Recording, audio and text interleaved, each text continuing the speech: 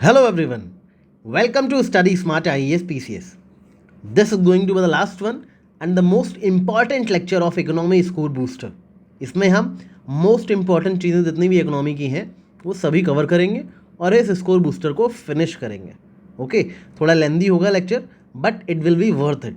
इसको एक दो बार ये तीनों वीडियोस देख के जाना इकोनॉमी के, तो इकोनॉमी के क्वेश्चन आपके गलत नहीं होंगे. राइट, तो अच्छे से पढ़ना. इस लेक्चर में हम स्कोर बूस्टर से वही चीज़ें पढ़ेंगे जो काम की हैं पहली बात तो, और दूसरी ऐसी चीज़ें जो सच में आपका स्कोर बूस्ट करेंगी. ठीक है, हर लाइन इंपॉर्टेंट नहीं है स्कोर इकोनॉमी स्कोर बूस्टर की, बाकी सब्जेक्ट्स की तो है, बट इकोनॉमी में सब कुछ नहीं पूछा जाता. कुछ कोर एरियाज़ हैं यूपी पीसीएस के, वहीं से क्वेश्चन आते हैं, तो हम उन्हीं कोर थीम को पकड़ कर चलेंगे. राइट, तो जो चीज़ें समझाने वाली हैं वो मैं समझा दूंगा, जो चीज़ें याद करने में आपको दिक्कत होंगी वो मैं याद करवा दूंगा. ठीक है, जो चीज़ें मुझे लगता है आप खुद पढ़ सकते हो वो आप खुद पढ़ लेना, और जो चीज़ें मुझे लगता है कि छुड़वा देनी है वो मैं यहीं पे कटवा दूंगा. राइट, तो इस तरह से थोड़ा ध्यान से पढ़ना. स्कोर बूस्टर सामने ले लो, पीडीएफ इसकी पेड है, पीडीएफ वेबसाइट से मिल जाएगी. ठीक है, पीडीएफ आपको वेबसाइट से मिलेगी. अभी चलते हैं ह्यूमन डेवलपमेंट इंडेक्स से स्टार्ट करते हैं. राइट, ह्यूमन डेवलपमेंट इंडेक्स आपको पता है क्या होता है? Measure of achievement in the key dimensions of human development. जो ह्यूमन डेवलपमेंट के की डायमेंशंस हैं उसमें क्या अचीवमेंट हुए हैं उसको मेजर करता है human development index. Obviously index है तो कुछ मेजर कर रहा होगा. क्या मेजर कर रहा है? की डायमेंशंस ऑफ ह्यूमन डेवलपमेंट को मेजर कर रहा है, जिसमें long and healthy life, access to knowledge and a decent standard of living, ये तीन कंपोनेंट को मेजर करता है कि आपकी लाइफ कितनी लॉन्ग और हेल्दी है, कितना लोगों के पास नॉलेज का एक्सेस है, और स्टैंडर्ड ऑफ लिविंग कितना है, कैसा है. ये तीन कंपोनेंट्स हैं, की डायमेंशंस हैं, 3 की डायमेंशंस हैं ह्यूमन डेवलपमेंट इंडेक्स के. Right, long and healthy life में क्या चीज़ देखी जाती है? लॉन्ग एंड हेल्दी लाइफ में पता किया जाता है कि लाइफ एक्सपेक्टेंसी कितनी है. राइट, नॉलेज में एक्सपेक्टेड ईयर ऑफ स्कूलिंग कितना है, मीन ईयर ऑफ स्कूलिंग, कितने साल स्कूल जा पा रहे हैं. डिसेंट स्टैंडर्ड ऑफ लिविंग में gross national income per capita, ठीक है, परचेजिंग पावर पैरिटी को जो है कैलकुलेट किया जाता है. ये सारी चीज़ों से पता चलता है कि क्या की डायमेंशंस में इम्प्रूवमेंट है. सबसे पहले सोशल डेवलपमेंट का कॉन्सेप्ट दिया था अगस्त कॉम्टे ने. इनकी एक बुक थी the course in positive philosophy. इनकी बुक थी या इनका कोई पेपर था the course in positive philosophy. इनके अकॉर्डिंग हर सोसाइटी 3 स्टेजेस में होते हुए गुजरते हुए मतलब डेवलप होती है. पहले थियोलॉजिकल स्टेट में होती है, फिर मेटाफिजिकल स्टेज में पहुंचती है, और फिर वो पॉजिटिव और साइंटिफिक स्टेज में पहुंचती है. ठीक है, हर सोसाइटी इन 3 बेसिक स्टेजेस से पहुंचती है अपने डेवलपमेंट प्रोसेस में: theological state, metaphysical state and फिर scientific state. Okay, human development report कौन पब्लिश करता है? यूएनडीपी पब्लिश करता है. ह्यूमन डेवलपमेंट इंडेक्स को सबसे पहली बार डेवलप किसने करा था? महबूबुल हक ने करा था. ठीक है, तो ये बाद में एसोसिएटेड हुए यूनाइटेड नेशंस से. He was a Pakistani economist. Okay, तो इस तरह से चीज़ों को याद रखना. डेवलप किसने किया था? महबूबुल हक ने. यूनाइटेड नेशंस ने उसको अडॉप्ट किया और अब तब से यूएनडीपी ही ह्यूमन डेवलपमेंट रिपोर्ट को पब्लिश करता है. राइट, अब बात करेंगे पॉवर्टी की. यूपी पीसीएस में बहुत इंपॉर्टेंट टॉपिक है पॉवर्टी और अनएम्प्लॉयमेंट. इन दोनों से क्वेश्चन आते ही हैं, इनकी थ्योरी से क्वेश्चन आते हैं. राइट, तो याद कर लो अच्छे से. 1995 में यूनाइटेड नेशन ऑर्गेनाइजेशन ने एक डेफिनेशन अडॉप्ट करी एब्सोल्यूट पॉवर्टी की. क्या थी एब्सोल्यूट पॉवर्टी? एब्सोल्यूट पॉवर्टी एक ऐसी पॉवर्टी है जिसमें आपको बेसिक ह्यूमन नीड्स से ही आपको डिप्राइव किया जाता है. आपकी इनकम कम है वो तो पॉवर्टी होती ही है कि एक ही चीज़ है कि आपके पास इनकम नहीं है, पैसे कम है.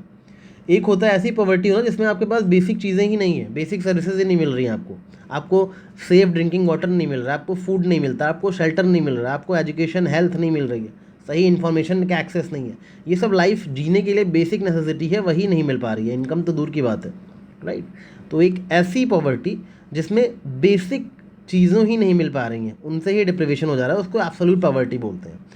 It depends not only on income but also on access to services. मतलब सिर्फ इनकम कम है वो तो पॉवर्टी हो गई, बट एब्सोल्यूट पॉवर्टी तब है जब इनकम तो है ही नहीं, साथ ही साथ जब आपको बेसिक सर्विसेज भी नहीं मिल रही है, तो एब्सोल्यूट पॉवर्टी कहलाएगा. इसको याद रखना. अभी देखते हैं कौन कौन से 5 ईयर प्लान में पॉवर्टी की बात की गई. जैसे 4th 5 ईयर प्लान में बोला गया गरीबी हटाओ 1971 में. राइट, 5th 5 ईयर में बोला गया गरीबी तो हटाओ ही हटाओ, साथ ही साथ आत्मनिर्भर भी बनो, सेल्फ रिलायंस पे भी ध्यान दो. राइट, 10th 11th और 12th 5 ईयर प्लान में भी पॉवर्टी की बात करी गई. 10th 5 ईयर प्लान में बोला गया कि पॉवर्टी रेशियो को रिड्यूस करके 20% तक लाना है 2007 तक.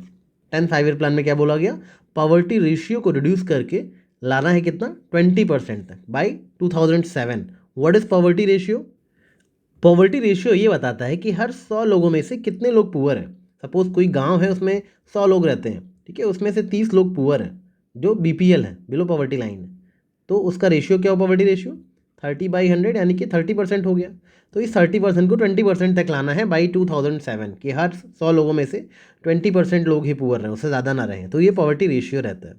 11th 5 ईयर प्लान में क्या बोला गया, reduction in head count ratio of consumption poverty by 10% till 2017। याद रखना 10th 5 ईयर प्लान में टारगेट था 2007 तक 20% पॉवर्टी रेशियो लाने का।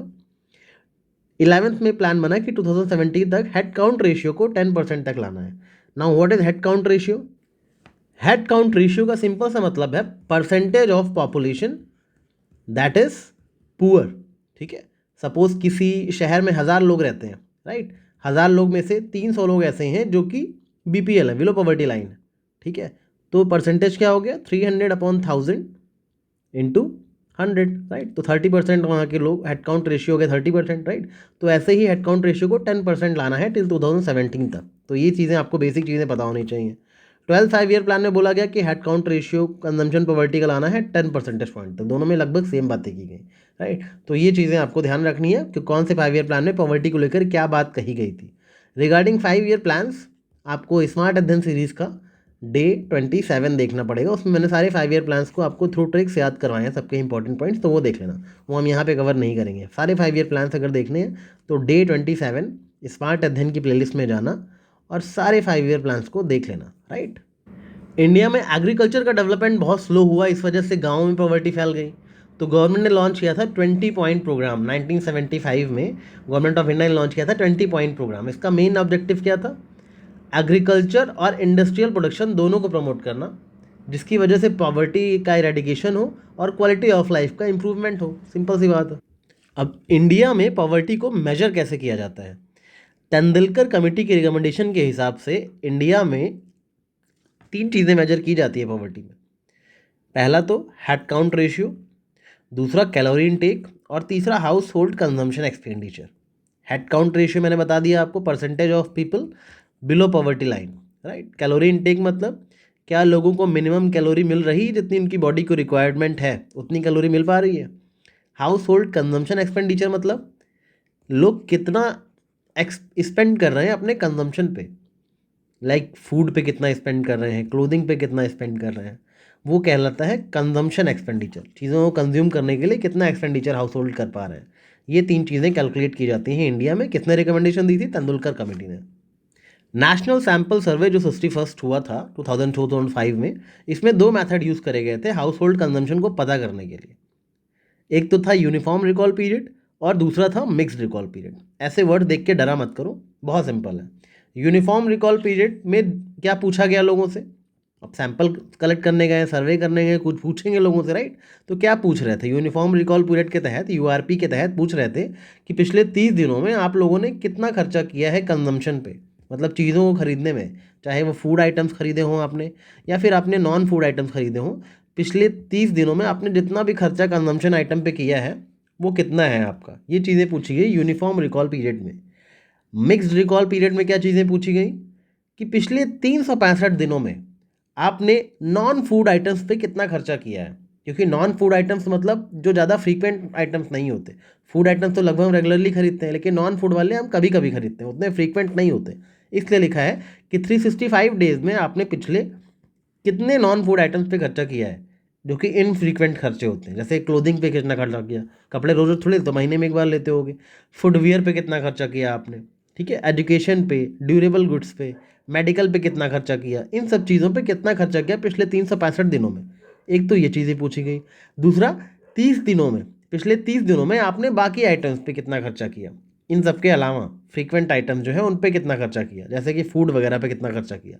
तो 30 दिनों का फूड पे कितना खर्चा किया और 365 दिनों में नॉन फूड आइटम पे कितना खर्चा किया, ये बोला जाता है मिक्स्ड रिकॉल। किसके? इसमें दोनों चीज़ों को हम पता कर रहे हैं। और यूआरपी में क्या कर रहे हैं, हम सिर्फ 30 दिनों में टोटल कंजम्पशन कितना किया आपने, कंजम्पशन आइटम पे कितना एक्सपेंडिचर किया, वो कैलकुलेट कर रहे हैं, राइट।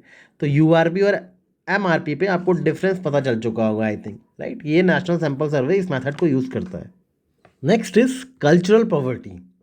ये आइडिया दिया था ऑस्कर लविस का, ये अमेरिकन एंथ्रोपोलॉजिस्ट थे। What is cultural poverty? Cultural poverty determine करती है कि एक पर्सन क्या अपने ट्रेडिशंस को, नॉर्म्स को, राइट्स को फॉलो कर पा रहा है, क्या उसको एक्सेस है अपने स्किल्स को डेवलप करने का, नॉलेज लेने का। ये सारी चीज़ें कल्चरल पॉवर्टी, राइट। ये ऑस्कर लविस ने टर्म दिया था। कैसे याद रखोगे? ऑस्कर यूजली कैसी मूवीज़ को मिलता है जो इंडिया में कल्चर वगैरह को दिखाती हैं, वो ऑस्कर के लिए नॉमिनेट हो जाती हैं, राइट। तो ऐसे याद रखना है इसको। दूसरा है विशियस साइकिल ऑफ पॉवर्टी। ये किसने दिया था? रग्नार नक्से ने। कैसे याद रखोगे?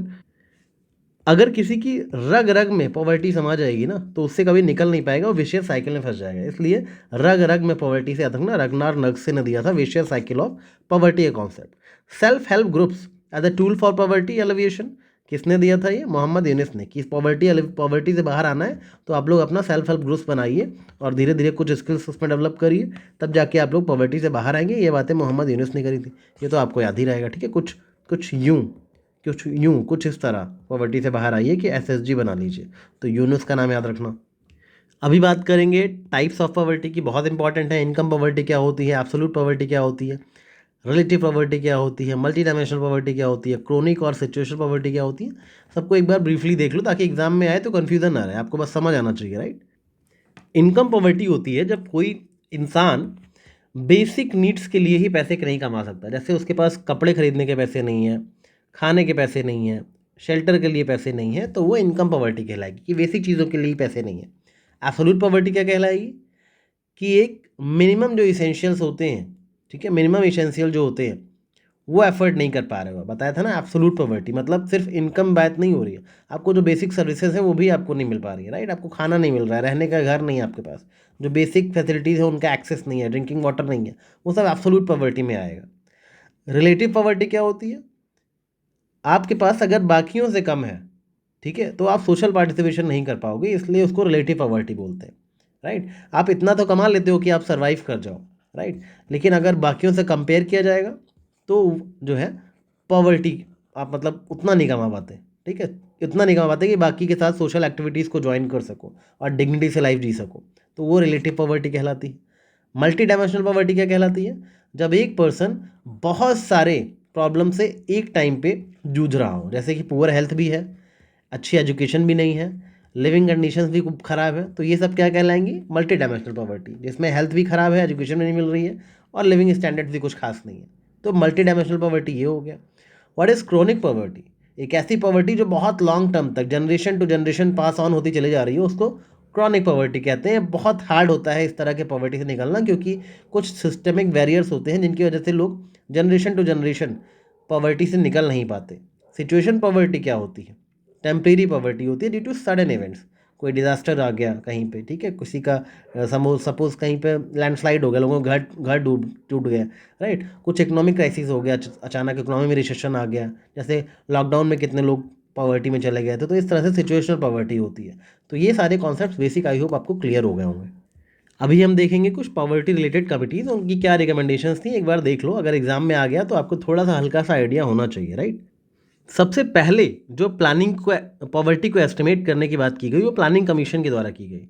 प्लानिंग कमीशन ने एक वर्किंग ग्रुप बनाया पॉवर्टी एस्टिमेशन को लेकर 1962 में, जिसने सबसे पहली बार ऑफिशियली पॉवर्टी लाइन को इस्टेब्लिश किया है इंडिया में कि मिनिमम न्यूट्रिशनल स्टैंडर्ड कितना है, उस बेसिस पे पॉवर्टी लाइन डिसाइड करी जाए। ये बात किसने कही? प्लानिंग कमीशन के वर्किंग ग्रुप ने। उसके बाद 1979 में अलग कमेटी बिठाई गई। अलग कमेटी ने फर्स्ट स्टैंडर्डाइज पॉवर्टी लाइन जो है दी, जिसमें बोला गया कैलोरी इनटेक रिक्वायरमेंट्स कितनी है, उस हिसाब से पॉवर्टी लाइन डिफाइन की जाएगी। उन्होंने सेट करा 2400 रूरल के लिए और 2100 अर्बन एरियाज़ के लिए। मतलब 2400 कैलोरीज जो है रूरल लोगों को चाहिए, क्योंकि लोग ज़्यादा काम करते हैं तो उनको ज़्यादा काम चाहिए। जिसको 2400 कैलोरीज से कम मिल रही हैं वो पॉवर्टी लाइन के नीचे है, और शहरों में जिसको 2100 किलो कैलोरीज से कम मिल रहा है खाना पीना, वो अर्बन एरियाज़ में पॉवर्टी लाइन के नीचे कहलाएगा। ये बात किसने कही? अलग कमेटी ने कही। कैसे याद रखोगे? अलग कमेटी ने कहा कि रूरल के लिए कैलोरी इनटेक अलग होगा, अर्बन के लिए कैलोरी इनटेक अलग होगा। अलग अलग कर दिया दोनों को, ठीक है, इसलिए इनका अलग कमेटी याद रखना। पहली बार अलग अलग किसने किया? 1979 में अलग कमेटी ने किया। फिर आई लकड़ा वाला कमेटी ने 1993 में। लकड़ा वाला कमेटी ने कहा कि सभी स्टेट्स के बीच में एक लकीर खींच दो। लकड़ा वाला ने क्या किया? सभी स्टेट के बीच में एक लकीर खींच दो जहाँ तक पॉवर्टी की बात है, यानी कि स्टेट स्पेसिफिक पॉवर्टी लाइन्स की जाएंगी। ये नहीं पूरे देश में एक ही पॉवर्टी लाइन लागू है, हर स्टेट की कंडीशन अलग है। तो स्टेट स्पेसिफिक पॉवर्टी लाइन्स की बात की थी लकड़ावाला कमेटी ने, इतना याद रखना। तेंदुलकर कमेटी ने क्या बोला? It shifted to a poverty line based on a broader consumption needs, not just calorie intake, used mixed reference periods for more accuracy. Tendulkar committee ने मिक्स्ड रेफरेंस पीरियड्स को बताया, याद है ना, कि सिर्फ फूड की बात नहीं करी थी उसमें, ये भी देखा था कि नॉन फ्रीक्वेंट आइटम्स पे आप कितना खर्च कर रहे हैं। ये सारी रिकमेंडेशन तेंदुलकर कमेटी की तो इसको याद रखना। Saxena committee I, focused on rural poverty, recommended higher rural poverty lines and better identification of BPL house hold. Saxena committee ने गांव की पॉवर्टी के बारे में बात की थी, इतना याद रखना। रूरल पॉवर्टी के बारे में कैसे याद रखोगे? सक्सेना गांव की सेना, सक्सेना गांव की सेना, याद रखना। सक्सेना ने रूरल पॉवर्टी की बात करी थी, इतना ही पूछा जाएगा। और अगर रूरल का पता है आपको तो फिर अगर क्वेश्चन आएगा अर्बन पॉवर्टी की बात करी, किसने करी अर्बन पॉवर्टी की बात? तो हाशिम कमेटी ने करी। हाशिम कमेटी ने BPL house holds in urban areas की बात करी, राइट। तो गाँव की बात करी सक्सेना ने और अर्बन एरियाज़ की बात करी हाशिम ने। कैसे याद रखोगे हाशिम ने अर्बन की बात करी? हाशिम ने बताया कि शहरों का क्या हश्र हो रखा है, राइट। गांव में गांव की सेना आ गई थी और शहरों में बताया कि शहरों का क्या हश्र हो रखा है, पॉवर्टी का, गरीब लोगों का क्या हश्र हो रखा है, हाशिम कमेटी ने बताया, ठीक है। यहाँ पे रंगराजन कमेटी थी, इसने बस कुछ नहीं किया, पॉवर्टी लाइन को बोला। तेंदुलकर कमेटी की जो रिकमेंडेशन है पॉवर्टी लाइन की, उससे और ज़्यादा बढ़ाओ पॉवर्टी लाइन को। इसमें एडिशनल एक्सपेंसेस भी ऐड करो, जो कि लोग हेल्थ पे कितना खर्च कर रहे हैं, एजुकेशन पे कितना खर्च कर रहे हैं, ये सब भी कंसिडर करो जब पॉवर्टी लाइन को रखो तो, ठीक है। ये चीज़ रंगराजन कमेटी ने बोली। तो तेंदुलकर कमेटी से थोड़ा सा रेस करने को बोला था पॉवर्टी लाइन को रंगराजन कमेटी ने।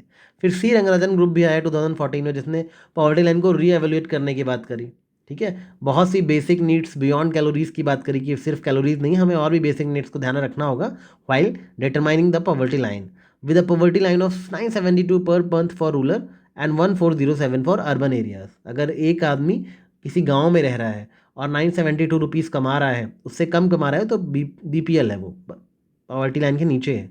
और अगर शहर में रह रहा है और 1407 रुपये से कम कमा रहा है तो वो तो भी बीपीएल है, राइट। तो ये सी रंगराजन एक्सपर्ट ग्रुप था 2014 का। Arvind Panagaria Task Force suggested a poverty index using socio-economic indicators, recommended periodic surveys for more accurate poverty data। इन्होंने इंडेक्स वगैरह बनाने की बात करी और बोला कि हमें पीरियडिकली सर्वे करते रहना चाहिए। तो इस तरह से जो पॉवर्टी की मेजर कमिटीज़ हैं उनको आपने देख लिया। इसमें सबसे इंपॉर्टेंट जो है वो अलग कमेटी है, लकड़ावाला कमेटी, जिसमें की चीज़ें हैं ना, ऐसे की चीज़ें मैच करने को दे देगा एग्जामिनर, ठीक है। अलग कमेटी, लकड़ावाला कमेटी, तेंदुलकर, सक्सेना और हाशिम, इतने तो ज़रूर याद रखना। बाकी ये सब तो आपको याद रहेगा ही, राइट, क्योंकि ये लेटेस्ट वाली है। Multi dimensional poverty index Oxford poverty और ह्यूमन डेवलपमेंट इनिशिएटिव 2010 में लॉन्च किया गया, जिसमें मल्टी डायमेंशनल पॉवर्टी को कैलकुलेट किया जाता है, ठीक है। यूएनडीपी का ही है ये मेनली। और ये जो है, जो एक गरीब इंसान की लाइफ में जो मल्टीपल डिप्रिवेशन होते हैं उनको कैलकुलेट करता है और तब एक इंडेक्स डेवलप किया जाता है, राइट। ये एल्कर एंड फॉस्टर मेथड पे बेस्ड है, याद रख पाओ तो रख लेना, वरना कोई ज़रूरी नहीं है। मेन चीज़ें याद है कि इसमें 3 डायमेंशंस होते हैं और 10 इंडिकेटर्स होते हैं।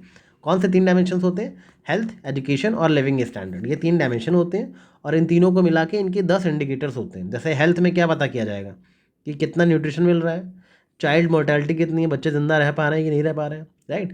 एजुकेशन में क्या है, कितने साल स्कूल गए आप, और स्कूल गए तो स्कूल में अटेंडेंस कितनी है, राइट। आपकी स्कूल ज्वाइन कर लिया हो तो अलग बात है, years of schooling, but school जा भी रहे हो कि नहीं स्कूल में एडमिशन लेने के बाद, वो अलग चीज़ है। तो एजुकेशन में दोनों चीज़ें देखी जाएंगी। लिविंग स्टैंडर्ड में कुकिंग फ्यूल है कि नहीं, ठीक है, सैनिटेशन है प्रॉपर कि नहीं है, पानी वानी मिल रहा है, ड्रिंकिंग वाटर मिल रहा है, इलेक्ट्रिसिटी है कि नहीं, हाँ घर है कि नहीं, कुछ और एसेट्स हैं आपके पास कि नहीं, ये सब लिविंग स्टैंडर्ड में आता है। तो ये 3 चीज़ें कहीं ना कहीं देख रहे हो मल्टी डायमेंशनल चीज़ों को कवर कर रही है। तो इसलिए मल्टी डायमेंशनल पॉवर्टी इंडेक्स कहलाता है। हेल्थ, एजुकेशन, लिविंग स्टैंडर्ड, ये 3 डायमेंशंस हैं और 10 इसके की इंडिकेटर्स हैं, राइट।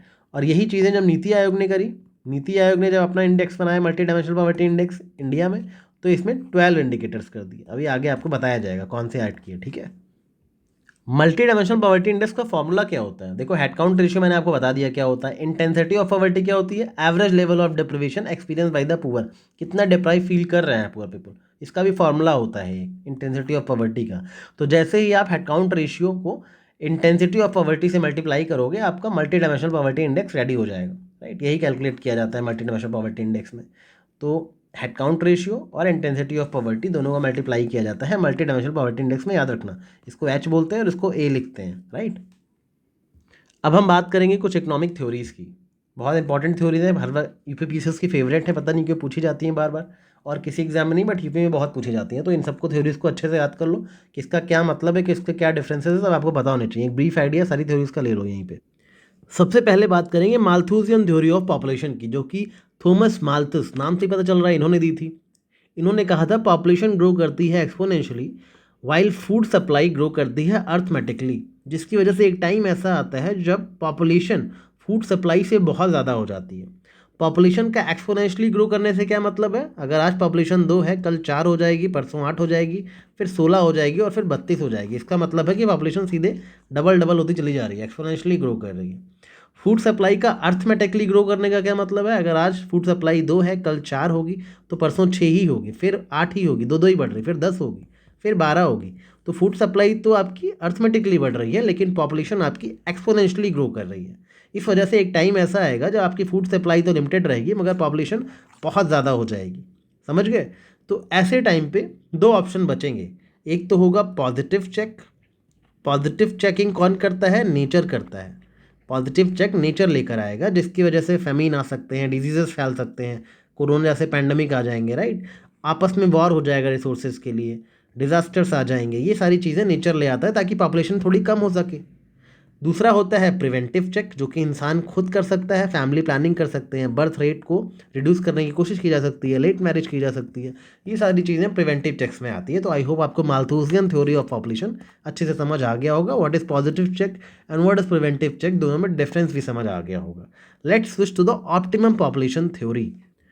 ऑप्टिमम पॉपुलेशन थ्योरी नाम से ही पता चल रहा है कि अगर पॉपुलेशन ऑप्टिमम हो तो सब सही रहेगा, जहाँ पे रिसोर्स का यूज एफिशिएंटली हो सकता है। ऑप्टिमम होने का मतलब क्या है, पॉपुलेशन ना ज़्यादा हो ना बहुत कम हो, एक ऑप्टिमम पॉपुलेशन रहे, ऑप्टिमम लेवल पे रहे।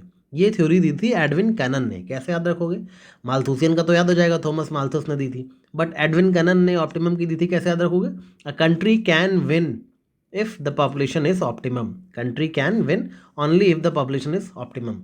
अगर पॉपुलेशन ज़्यादा होगी तो कंट्री कैसे जीत पाएगी, country can win only if the population is optimum. इस तरह से याद रखना, पॉपुलेशन ना बहुत ज़्यादा होनी चाहिए ना बहुत कम होनी चाहिए, पॉपुलेशन ऑप्टिमम होनी चाहिए, ये बोला था एडविन कैनन ने। डेमोग्राफिक ट्रांजिशन थ्योरी, ये तो आप सबको पता ही होगा। This theory describe the stages of population change and societies industrialize, typically moving from high birth and death rate to low birth and death rate. Starting में जब कोई कंट्री ग्रो करती है तो पहले तो बहुत high birth rate high death rate होगा, और रफ्ते लास्ट में जब कंट्री एकदम ग्रो कर जाएगी तो लो बर्थ और लो डेथ रेट होंगे उसमें, ठीक है। और बीच में जो स्टेज 2 और स्टेज 3 होते हैं उसमें रैपिड पॉपुलेशन ग्रोथ होती है, right. High birth high death rate stage 1 में होता है, स्टेज 2 और 3 में रैपिड पॉपुलेशन ग्रोथ होता है, स्टेज 4 में लो बर्थ और लो डेथ रेट हो जाते हैं, ठीक है। तो स्टेज 1 स्टेज 4 याद रखना।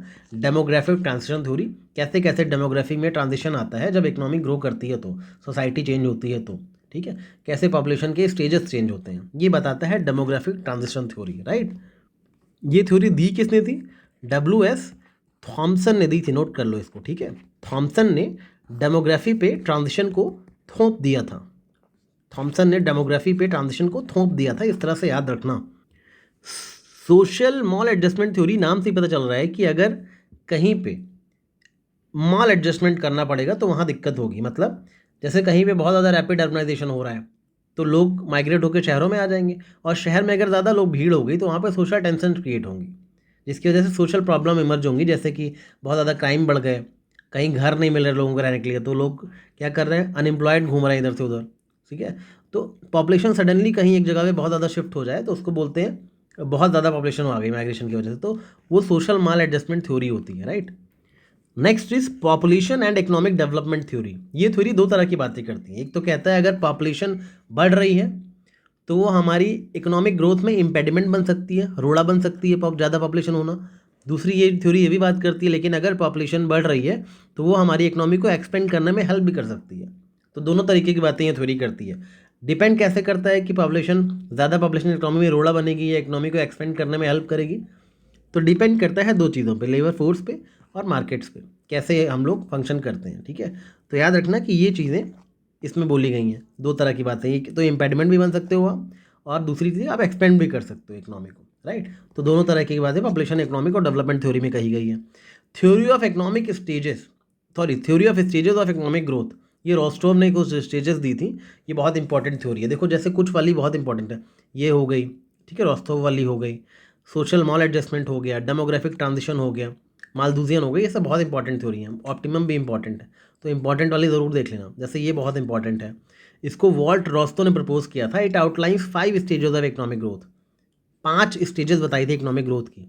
पहले ट्रेडिशनल सोसाइटी होती है, ठीक है, फिर टेक ऑफ, इकोनॉमी के टेक ऑफ के लिए प्री कंडीशंस डेवलप होती हैं, उसके बाद इकोनॉमी एकदम से टेक ऑफ कर जाती है, फिर इकोनॉमी बहुत ज़्यादा मैच्योर हो जाती है, और फिर इकोनॉमी में हाई मास कंजम्पशन जो है शुरू हो जाता है।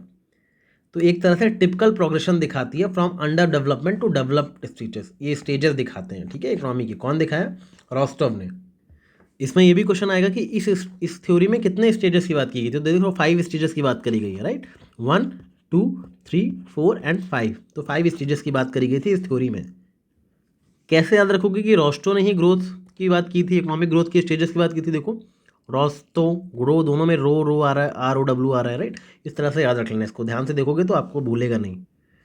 अर्बनाइजेशन एंड डेवलपमेंट स्टेजेस, ये तो आपने अपने आसपास देखा ही है, कैसे इकोनॉमिक डेवलपमेंट होते ही रूरल टू अर्बन माइग्रेशन शुरू हो जाता है, और बाद में अर्बन का एक्सपेंशन होता है। दिल्ली NCR कितना एक्सपेंड कर गया, राइट, क्योंकि बहुत ज़्यादा माइग्रेशन हुआ तो एरिया एक्सपेंड कर गया। और सर्विस सेक्टर ग्रो होता है, इंफ्रास्ट्रक्चर इंप्रूव होता है। ये सब अर्बनाइजेशन डेवलपमेंट की स्टेजेस हैं, सबको पता है कि एक जगह कैसे एक्सपेंड होती है। जब वहाँ पे सर्विसेज इंफ्रास्ट्रक्चर बढ़ने लगते हैं तो लोग माइग्रेट होकर भी वहीं पे आने लगते हैं। तो ये तो स्टेजेस बहुत कॉमन सी बात है, ये उतना इंपॉर्टेंट भी नहीं है। ये इंपॉर्टेंट है, Levi's model of dual sector economy. किसने प्रपोज किया था? आर्थर लेविस ने। It explains economic development as a transition from a traditional subsistence sector to a modern industrial sector with surplus labor moving from agriculture to more productive urban industries.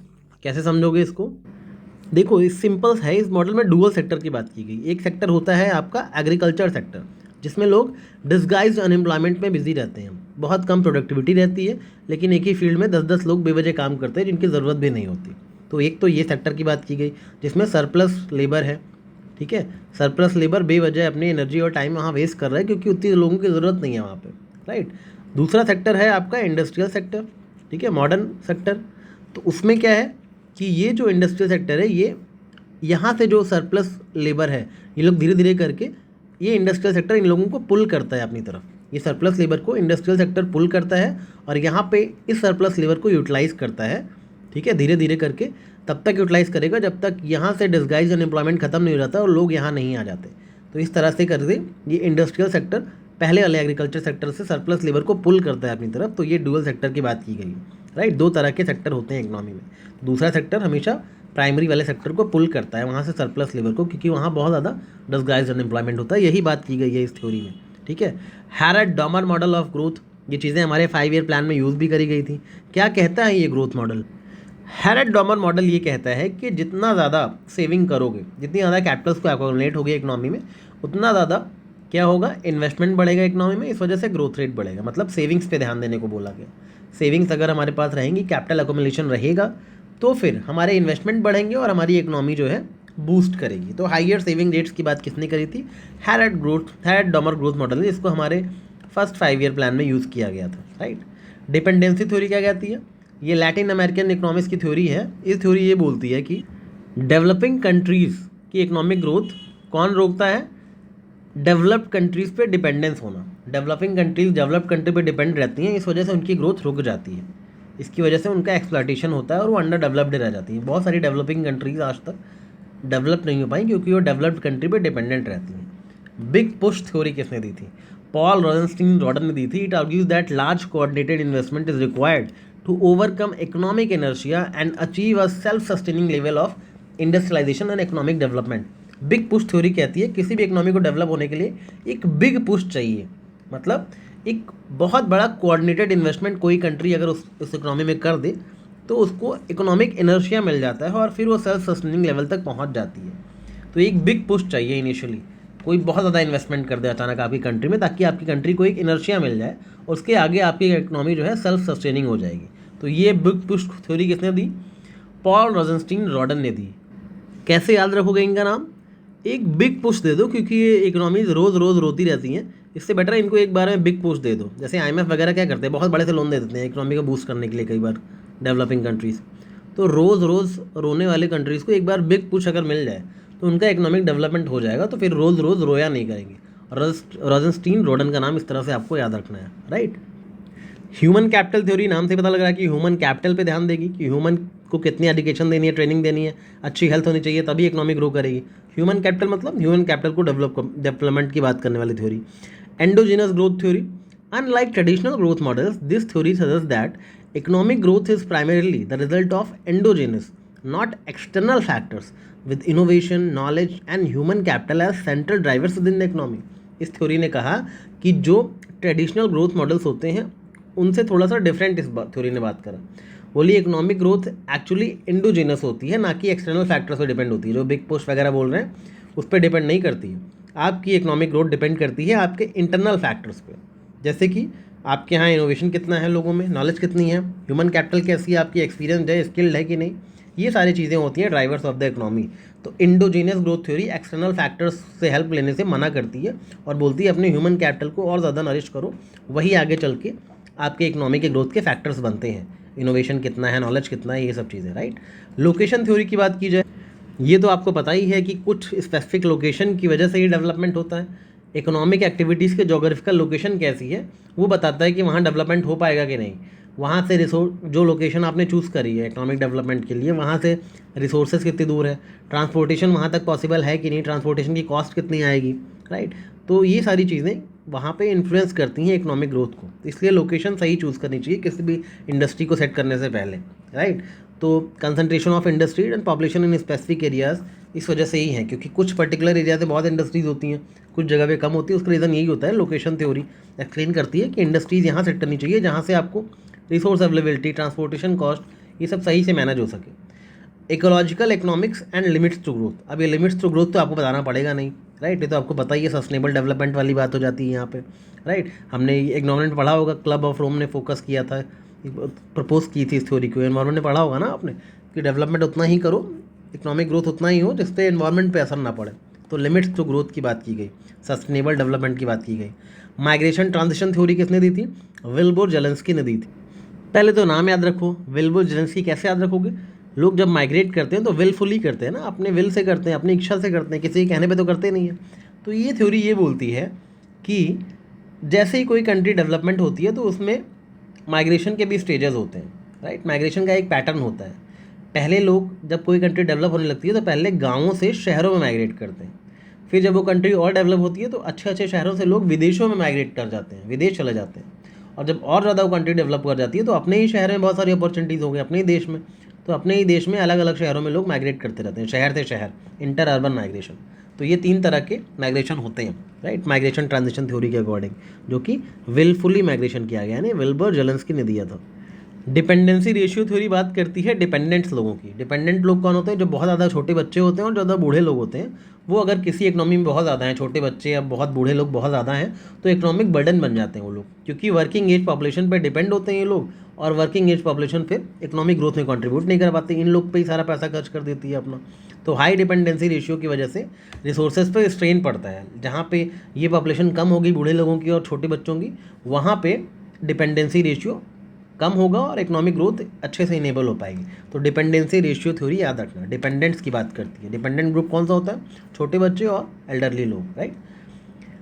Theory of demographic dividend क्या कहती है? ये कहती है temporary economic boost occurs when a country's dependency ratio declines due to growing working age population. जिस country में working age population grow करेगी तेजी से, वहाँ पे इकोनॉमिक बूस्ट होगा, राइट। डिपेंडेंसी रेशियो वहाँ का कम हो जाएगा, राइट। तो वहाँ पे जॉब्स होंगी और इंफ्रास्ट्रक्चर होगा इस वर्किंग एज पॉपुलेशन को एब्जॉर्व करने के लिए, इस लेबर फोर्स को एब्जॉर्व करने के लिए। तो इकोनॉमी अच्छे से बूस्ट हो जाएगी। ये डेमोग्राफिक डिविडेंड की थ्योरी तो आपको पता ही है, वर्किंग एज पॉपुलेशन से डील करती है। पुश पुल थ्योरी बहुत ही फेमस थ्योरी है माइग्रेशन की। माइग्रेशन के लिए कुछ पुश फैक्टर्स होते हैं जो लोगों को पुश करते हैं माइग्रेट करने के लिए, जैसे कि जॉब्स नहीं है, लिविंग कंडीशन पुअर है, राइट। और कुछ जो है पुल फैक्टर्स होते हैं, शहर में बेटर जॉब्स हैं, बेटर सर्विसेज हैं, तो लोगों को आकर्षित करती है, अपनी तरफ खींचती हैं कि माइग्रेट करके शहर में आ जाओ। तो पुश पुल थ्योरी माइग्रेशन की होती है, इतना याद रखना, राइट। ये भी पूछा सिंपल, पुश पुल थ्योरी किससे रिलेटेड है? पॉवर्टी से रिलेटेड है, अनएम्प्लॉयमेंट से रिलेटेड है, या सिंपल माइग्रेशन से रिलेटेड है? तो माइग्रेशन कर देना। सोशल चॉइस थ्योरी क्या होती है? केनेथ एरो ने दिया है, this theory explores how individual preferences and values can be aggregated into collective decisions. तो सोशल चॉइस थ्योरी सिंपली यही बताती है कैसे इंडिविजुअल प्रेफरेंसेस कई बार कलेक्टिव डिसीजंस लेने में हेल्प करती है। इंडिविजुअल चॉइसेस जो होती हैं वो कैसे कलेक्टिव डिसीजंस को लेने में हेल्प करती हैं। फॉर एग्जांपल हमारे जो मेजर पॉलिसी डिसीजंस होते हैं कुछ इंडिविजुअल्स मिलकर लेते हैं पूरी सोसाइटी के लिए, जो कि देश की पॉवर्टी को, देश की इनइक्वालिटी को, पब्लिक वेलफेयर, सबको वही पॉलिसीज़ हेल्प करती हैं उन चीज़ों से मिटिगेट करने में, राइट। तो इस तरह से इंडिविजुअल प्रेफरेंसेस कैसे कलेक्टिव डिसीजंस को एग्रीगेट करती हैं कि अगर आपकी इंडिविजुअल प्रेफरेंसेस अच्छी होंगी तो आपका देश ग्रो करेगा, राइट। तो इस तरह से ये थ्योरी दी थी केनेथ एरो ने, सोशल चॉइस थ्योरी। कैसे याद रखोगे? केनेथ एरो मतलब सोशल चॉइस, चॉइस को आप केनेथ से जोड़ लो, ठीक है। Can I make my 10th choice, can I make my 10th choice. तो choice 10th, can 10th choice, can I make my 10th choice. ऐसे याद करोगे तो आपको कैनेथ और चॉइस याद हो जाएगा। तो मैच द कॉलम में रहेगा अदर, हाँ कैनेथ चॉइस वाला है, right. Social choice theory Kenneth ने दी थी। Can I make my 10th choice, तो केनेथ चॉइस, ऐसे याद रखना, ठीक है। इसको याद करने से मतलब है चाहे जैसे याद हो। प्योर मॉनेटरी थ्योरी किसने दी थी? ट्रेड साइकिल की आरजे हॉटरे ने दी थी। इन्होंने बोला जो भी ट्रेड साइकिल होता है प्योरली मॉनेटरी होता है, ठीक है। मॉनेटरी अप्रोच अपनाते थे वो। इन्होंने कहा जितने भी इकोनॉमिक्स अप्स एंड डाउन्स होते हैं वो सब मनी सप्लाई में चेंजेस की वजह से होते हैं। जैसे बैंक इंटरेस्ट रेट चेंज कर दे अपना, ये सब प्योरली मनी सप्लाई की वजह से ट्रेड साइकिल चेंज होता है। तो trade cycle is purely monetary phenomena, right. किसने बोला था ये? प्योर मॉनेटरी थ्योरी के आरजे हॉटरे ने। कैसे याद रखोगे? आरजे हॉटरे ने मॉनेटरी थ्योरी दी थी। कहते हैं ना हॉट मनी, तो हॉट मनी ऐसे याद रखना इनका नाम। Theory of trusteeship of business assets, ये तो महात्मा गांधी की पता ही है आपको, ट्रस्टीशिप फिलॉसफी थी महात्मा गांधी की, तो वही देंगे ऐसी थ्योरी, राइट।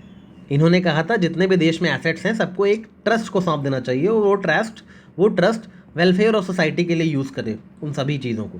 तो ये गांधीयन पाथ था बिटवीन कैपिटलिज्म एंड मार्क्सिज्म, ठीक है। कैपिटलिज्म और मार्क्सिज्म के बीच में एक बहुत अच्छा ट्रस्टीशिप का पाथ दिया था गांधी जी ने। बोला कि सभी जितने भी एसेट्स हैं सब एक ट्रस्ट को सौंप दो और वो ट्रस्ट वेलफेयर ऑफ सोसाइटी के लिए काम करे। थ्योरी ऑफ ट्रस्टीशिप, वो ट्रस्ट उन चीज़ों को अपना समझ के नहीं बट किसी और का समझ के रखेगा और उसका ख्याल रखेगा, राइट। जैसे कोई चीज़ होती है ट्रस्टीशिप, आप सपोज आपके पास आपका खुद का सामान है, थोड़ी केयर कर दोगे, लेकिन अगर आपको कोई अपनी चीज़ देगा तो आप उसको थोड़ा ज़्यादा संभाल के रखोगे कि भाई इसका सामान है कहीं ख़राब ना हो जाए मुझसे। तो ये ट्रस्टीशिप होती है, राइट। तो ट्रस्टीशिप का वही कॉन्सेप्ट था कि ट्रस्ट को सौंप दो सामान जो कि वेलफेयर ऑफ सोसाइटी के लिए उन एसेट्स को यूज़ करे। ये ट्रस्टीशिप फिलॉसफी थी गांधी जी की। प्रिजनर्स डायलेमा क्या है? ये गेम थ्योरी से एसोसिएटेड है। गेम थ्योरी एक इकोनॉमिक्स की ब्रांच है। इसमें एक टर्म है प्रिजनर्स डायलेमा। इसका मतलब क्या होता है? कई बार जो दो लोग होते हैं या दो ग्रुप्स होते हैं या दो लोग होते हैं, ठीक है, वो सिर्फ अपने फ़ायदे के बारे में सोचते हैं। इस वजह से क्या होता है, जब अपने फ़ायदे के बारे में सोचते हैं तो उसका जो इनका जो डिसीज़न होता है वो सभी के लिए बैड साबित होता है, बुरा साबित होता है, ठीक है। गेम थ्योरी ये कहती है कि ऐसी सिचुएशंस जहाँ पे लोगों के डिसीजंस दूसरे को अफेक्ट करते हैं, ठीक है, ऐसी सिचुएशन को स्टडी करता है, एनालाइज करती है गेम थ्योरी, राइट। अच्छा, ये दो लोग आपस में कोऑपरेट क्यों नहीं करते हैं? क्योंकि इनको पता है कि अगर ये कोऑपरेट करेंगे तो फ़ायदा होगा, दोनों का ही फ़ायदा होगा, फिर भी ये कोऑपरेट नहीं करते क्योंकि ये सिर्फ अपने बारे में सोचते हैं, अपने बेनिफिट के बारे में सोचते हैं और इनको लगता है इनको इंडिपेंडेंटली सोचने का हक है, राइट। तो इनको पता है कि अगर ये अच्छा साथ में काम करेंगे तो सबके लिए बेनिफिट होगा, फिर भी ये अलग अलग डिसीजंस लेते हैं और लोगों के लिए बुरा साबित होता है। और इसी चीज़ को एनालाइज करती है गेम थ्योरी। इतना ही याद रखना है, राइट। बहुत इंपॉर्टेंट नहीं है, एक बार देख लेना। नेक्स्ट इज कीन्स की general theory of employment, interest and money, ठीक है। General theory of employment, interest, money किसने दी थी? कीन्स ने दी थी। उनकी बुक थी, राइट। ये क्या कहती है? ये बुक में क्या लिखा हुआ है? If there is less demand in the economy, economy में अगर लेस डिमांड है तो इसका मतलब लोग कम चीज़ें खरीद रहे हैं, इस वजह से गवर्नमेंट को और ज़्यादा मनी स्पेंड करना चाहिए इकोनॉमी में। मतलब इकोनॉमी को बूस्ट करने के लिए गवर्नमेंट को एक्सपेंशनरी फिजिकल पॉलिसी को इस्तेमाल करना चाहिए ताकि इकोनॉमी बूस्ट हो सके। ये एक्चुअली ग्रेट डिप्रेशन जब आया था 1930s में, उससे लड़ने के लिए थ्योरी दी गई थी। उस टाइम पे काफ़ी कारगर साबित होती है ये थ्योरी, राइट। तो इस चीज़ों को याद रखना, बस इतना। बाकी ये कुछ फैक्ट्स दिए हैं, ये सब आप खुद देख लेना। मेरा काम है आपको कुछ कर्व्स के बारे में बताना। कुछ इंपॉर्टेंट कर्व्स देखेंगे, सारे नहीं देखेंगे, जो काम के हैं, ठीक है। जो पढ़ा रहा हूँ स्ट्रिक्टली वही पढ़ना, बस स्कोर बूस्टर में जो चीज़ें मैं पढ़ा रहा हूँ उतनी पढ़ लेना, काफ़ी है, पास हो जाओगे। पाल्मा रेशियो सिंपली बताता है कि कैसे इनकम शेयर की जा रही है रिचेस्ट 10% लोगों के बीच में और पुअरेस्ट 40% पीपल के बीच में। किसी भी कंट्री में इनकम कैसे शेयर कर रहे हैं लोग, जो रिचेस्ट 10% है और पुअरेस्ट 40% है, वो आपस में इनकम कैसे शेयर कर रहे हैं, इससे डील करता है पाल्मा रेशियो, ठीक है। सपोज जो रिचेस्ट 10% लोग हैं, जो रिचेस्ट हैं, ठीक है, वो 50 रुपीज़ कमाते हैं, ठीक है, कितने, earn 50 out of total 100, total 100 rupees है, उसमें 50 रुपीज़ कमा ले रहे हैं रिचेस्ट टॉप 10% लोग, ठीक है। जो पुअरेस्ट 40% लोग हैं वो इस 100 रुपये में से सिर्फ 10 रुपये कमा पा रहे हैं, ठीक है। तो पाल्मा रेशियो कितना हो गया, 50/10 यानी कि 5, राइट। पाल्मा रेशियो इज 5, यानी कि जो रिचेस्ट 10% हैं वो 5 टाइम्स ज़्यादा कमा रहे हैं पुअरेस्ट 40% से। इस तरह से पाल्मा रेशियो निकाला जाता है। कोई दिक्कत, आसानी समझ आ गया। टर्म से डरा मत करो, उनको समझा करो, सब कुछ आसान है, इकोनॉमिक्स बहुत आसान है, राइट। अगर आप यहाँ तक बने हुए हो तो लिखो economy is easy, economy is easy. अगर आप इतना लिख दोगे समझ लूँगा आपने यहाँ तक लेक्चर को देखा है और अच्छे से कॉन्सेप्ट को समझा है। इकोनॉमी इज़ ईजी, इतना लिखना है आपको, ठीक है। इकोनॉमी सबको टफ लगती है ना, तो इस माइंडसेट को चेंज करो, लिखो, खुद को बताओ कि इकोनॉमी इज़ ईजी, राइट। इतना कर लो, हो जाएगा। अब याद रखना, अगर पाल्मा रेशियो ज़्यादा है, पाल्मा रेशियो ज़्यादा है मतलब इनइक्वलिटी भी ज़्यादा है, राइट। इनइक्वलिटी ज़्यादा है अगर पाल्मा रेशियो ज़्यादा है तो ऐसे क्वेश्चन आ सकता है। लोअर पाल्मा रेशियो मतलब मोर इक्वलिटी, इक्वलिटी ज़्यादा है अगर पाल्मा रेशियो कम है तो, पाल्मा रेशियो ज़्यादा है मतलब इनइक्वलिटी ज़्यादा है, पाल्मा रेशियो कम है मतलब इक्वलिटी ज़्यादा है, इनइक्वलिटी कम है, राइट। इस चीज़ को याद रखना। Next is Gini coefficient. ये बेसिकली एक ऐसा नंबर है जीनी कोएफिशिएंट जो कि दिखाता है एक कंट्री में इनकम डिस्ट्रीब्यूशन कितना अनइक्वल है, इनकम डिस्ट्रीब्यूशन कितना अनइक्वल है किसी कंट्री में, ये चीज़ दिखाता है जीनी कोएफिशिएंट, जो कि सिर्फ एक नंबर है और कुछ नहीं है, ठीक है। जीनी कोएफिशिएंट पता होने के लिए आपको पहले लॉरेंस कर्व पता होना चाहिए, तभी आपको जीनी कोएफिशिएंट समझ आएगा, because Gini coefficient entirely depends upon the Lorenz curve, right. कैसे समझोगे लॉरेंस कर्व क्या होता है? लॉरेंस कर्व सिंपली एक ऐसा ग्राफ है जो कि दिखाता है कि कैसे इनकम डिस्ट्रीब्यूट हुई है लोगों के बीच में, पीपल में, कंट्री में इनकम कैसे डिस्ट्रीब्यूट हुई, ये दिखाया जाता है लॉरेंस कर्व पे। सिंपल सी बात है, राइट। यानी कि एक परफेक्ट इक्वलिटी की जो सिचुएशन है, परफेक्ट इक्वलिटी की सिचुएशन होनी चाहिए कंट्री में, लेकिन एक्चुअली सिचुएशन है कैसी वो दिखाया जाता है लॉरेंस कर्व पे, एक्चुअल सिचुएशन, ठीक है। लॉरेंस कर्व बेसिकली कंपेयर करता है परफेक्ट सिचुएशन को एक्चुअल सिचुएशन से। परफेक्ट इक्वलिटी होनी चाहिए ना हर कंट्री में, परफेक्ट इक्वलिटी होनी चाहिए, लेकिन एक्चुअल सिचुएशन क्या है वो लॉरेंस कर्व दिखाता है, राइट। एक्स एक्सिस पे हम परसेंटेज ऑफ पीपल को डालते हैं और वाई एक्सिस पे कितनी उनकी इनकम है, ठीक है। यहाँ पे रिचेस्ट से पुअरेस्ट सबको डाला जाता है, यहाँ पे इनकम डाली जाती है, राइट। तो ये जो स्ट्रेट डायगोनल है ये बताता है क्या, लाइन ऑफ इक्वलिटी, कि इतनी इक्वलिटी होनी चाहिए। अगर सबको सेम शेयर मिले तो इनको इतना मिला, इनको इतना मिला, इनको इतना मिला, सबको अगर सेम शेयर मिले दौलत का, वेल्थ का, तो ये लाइन ऑफ इक्वलिटी कहलाएगी, स्ट्रेट डायगोनल, ठीक है। अगर सबको इन सबकी इनकम बिल्कुल इक्वल है तो, लेकिन एक्चुअल सिचुएशन हमेशा ऐसी होती है, ठीक है। यानी कि मोर बेंड, जितना ज़्यादा लॉरेंस कर्व बेंड होगा, अगर इतना बेंड हो गया मतलब इतनी इनइक्वलिटी है, इतना बेंड हो गया मतलब और इनइक्वलिटी है। जितना लॉरेंस कर्व बेंड रहेगा सोसाइटी में उतनी इनइक्वलिटी है, ये चीज़ याद रखिएगा आप, राइट। इसी कर्व को बोलते हैं लॉरेंस कर्व, राइट। और ये जो एरिया है लाइन ऑफ इक्वलिटी से लॉरेंस कर्व के बीच में जो एरिया है, ये जो ए लिखा हुआ है, यही जीनी कोएफिशिएंट कैलकुलेट करने के काम आता है, राइट। अगर जीनी कोएफिशिएंट 0 है मतलब ये लाइन ऑफ इक्वलिटी है, कुछ एरिया बचा नहीं तो 0 रहेगा, राइट। अगर जीनी कोएफिशिएंट 1 है, पूरा ही 1 है, मतलब ये पूरा एरिया ही आ गया उसके अंदर में, तो वो परफेक्ट इनइक्वलिटी हो जाएगी, मतलब एक पर्सन के पास सारी इनकम है, बाकी के पास 0 है, ठीक है। तो जीनी कोएफिशिएंट हमेशा 0 और 1 के बीच में होता है इसलिए, राइट। कज़नेट कर्व एक ऐसा ग्राफ है जो कि रिश्ता बताता है इकोनॉमिक ग्रोथ और इनकम इनइक्वलिटी के बीच, इनकम इनइक्वलिटी और इकोनॉमिक ग्रोथ के बीच क्या रिश्ता है वो कज़नेट कर्व बताता है, जिसको प्रपोज किया था साइमन कज़नेट्स ने, राइट। ये रिश्ता हमेशा इन्वर्टेड होता है। कज़नेट कर्व में जो रिश्ता बताया गया है इनकम इनइक्वलिटी और इकोनॉमिक ग्रोथ के बीच में, ठीक है, वो रिश्ता जो है आपका इन्वर्टेड यू है, इन्वर्टेड कर्व है, राइट। याद रखना इसको, इन्वर्टेड यू मतलब यू उल्टा रहेगा, राइट। इसमें 2 स्टेजेस होती हैं। कहा जाता है जब कोई कंट्री डेवलप करना स्टार्ट करती है तो वहाँ पे इनइक्वलिटी बढ़ती है, ठीक है। बड़े बड़े इंडस्ट्रीज़ बनाते हैं तो इकोनॉमिक ग्रो होती है, तो इसलिए रिच जो है और रिचर बनता चला जाता है, रिच लोग और रिच होते हैं। एक ऐसी कंडीशन आती है जब इकोनॉमी प्रॉपरली ग्रो हो जाती है, उसके बाद वो इनइक्वलिटी कम होने लगती है, इक्वलिटी बढ़ने लगती है उसके बाद, ठीक है। एक पर्टिकुलर स्टेज के बाद रिच जब खूब रिच हो जाते हैं उसके बाद इनइक्वलिटी कम होने लगती है अपने आप, ठीक है, क्योंकि वो बेनिफिट्स पुअर लोगों तक पहुंचने लगता है जो पहले हमने अचीव किया है।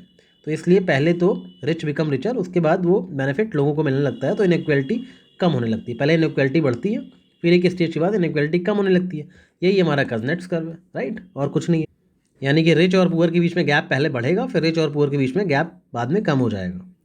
अब फिलिप्स कर्व क्या है? फिलिप्स कर्व एक ऐसा ग्राफ है जो कि इन्फ्लेशन और अनएम्प्लॉयमेंट के बीच में रिश्ता एस्टैब्लिश करता है। ये कहता है कि इन्फ्लेशन और अनएम्प्लॉयमेंट के बीच में इन्वर्स रिलेशनशिप है।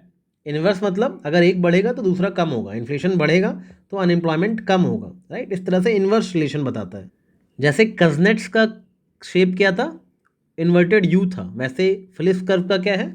डाउनवर्ड स्लोपिंग कर्व है। डाउनवर्ड स्लोपिंग कर्व, क्वेश्चन ये भी आता है किस कर्व का क्या शेप है, तो कज़नेट्स कर्व का शेप इन्वर्टेड यू है, फिलिप्स कर्व का डाउनवर्ड स्लोप हो रहा है, राइट, ऐसा है कर्व, राइट। अच्छा, इसका मतलब क्या होता है एक्चुअली?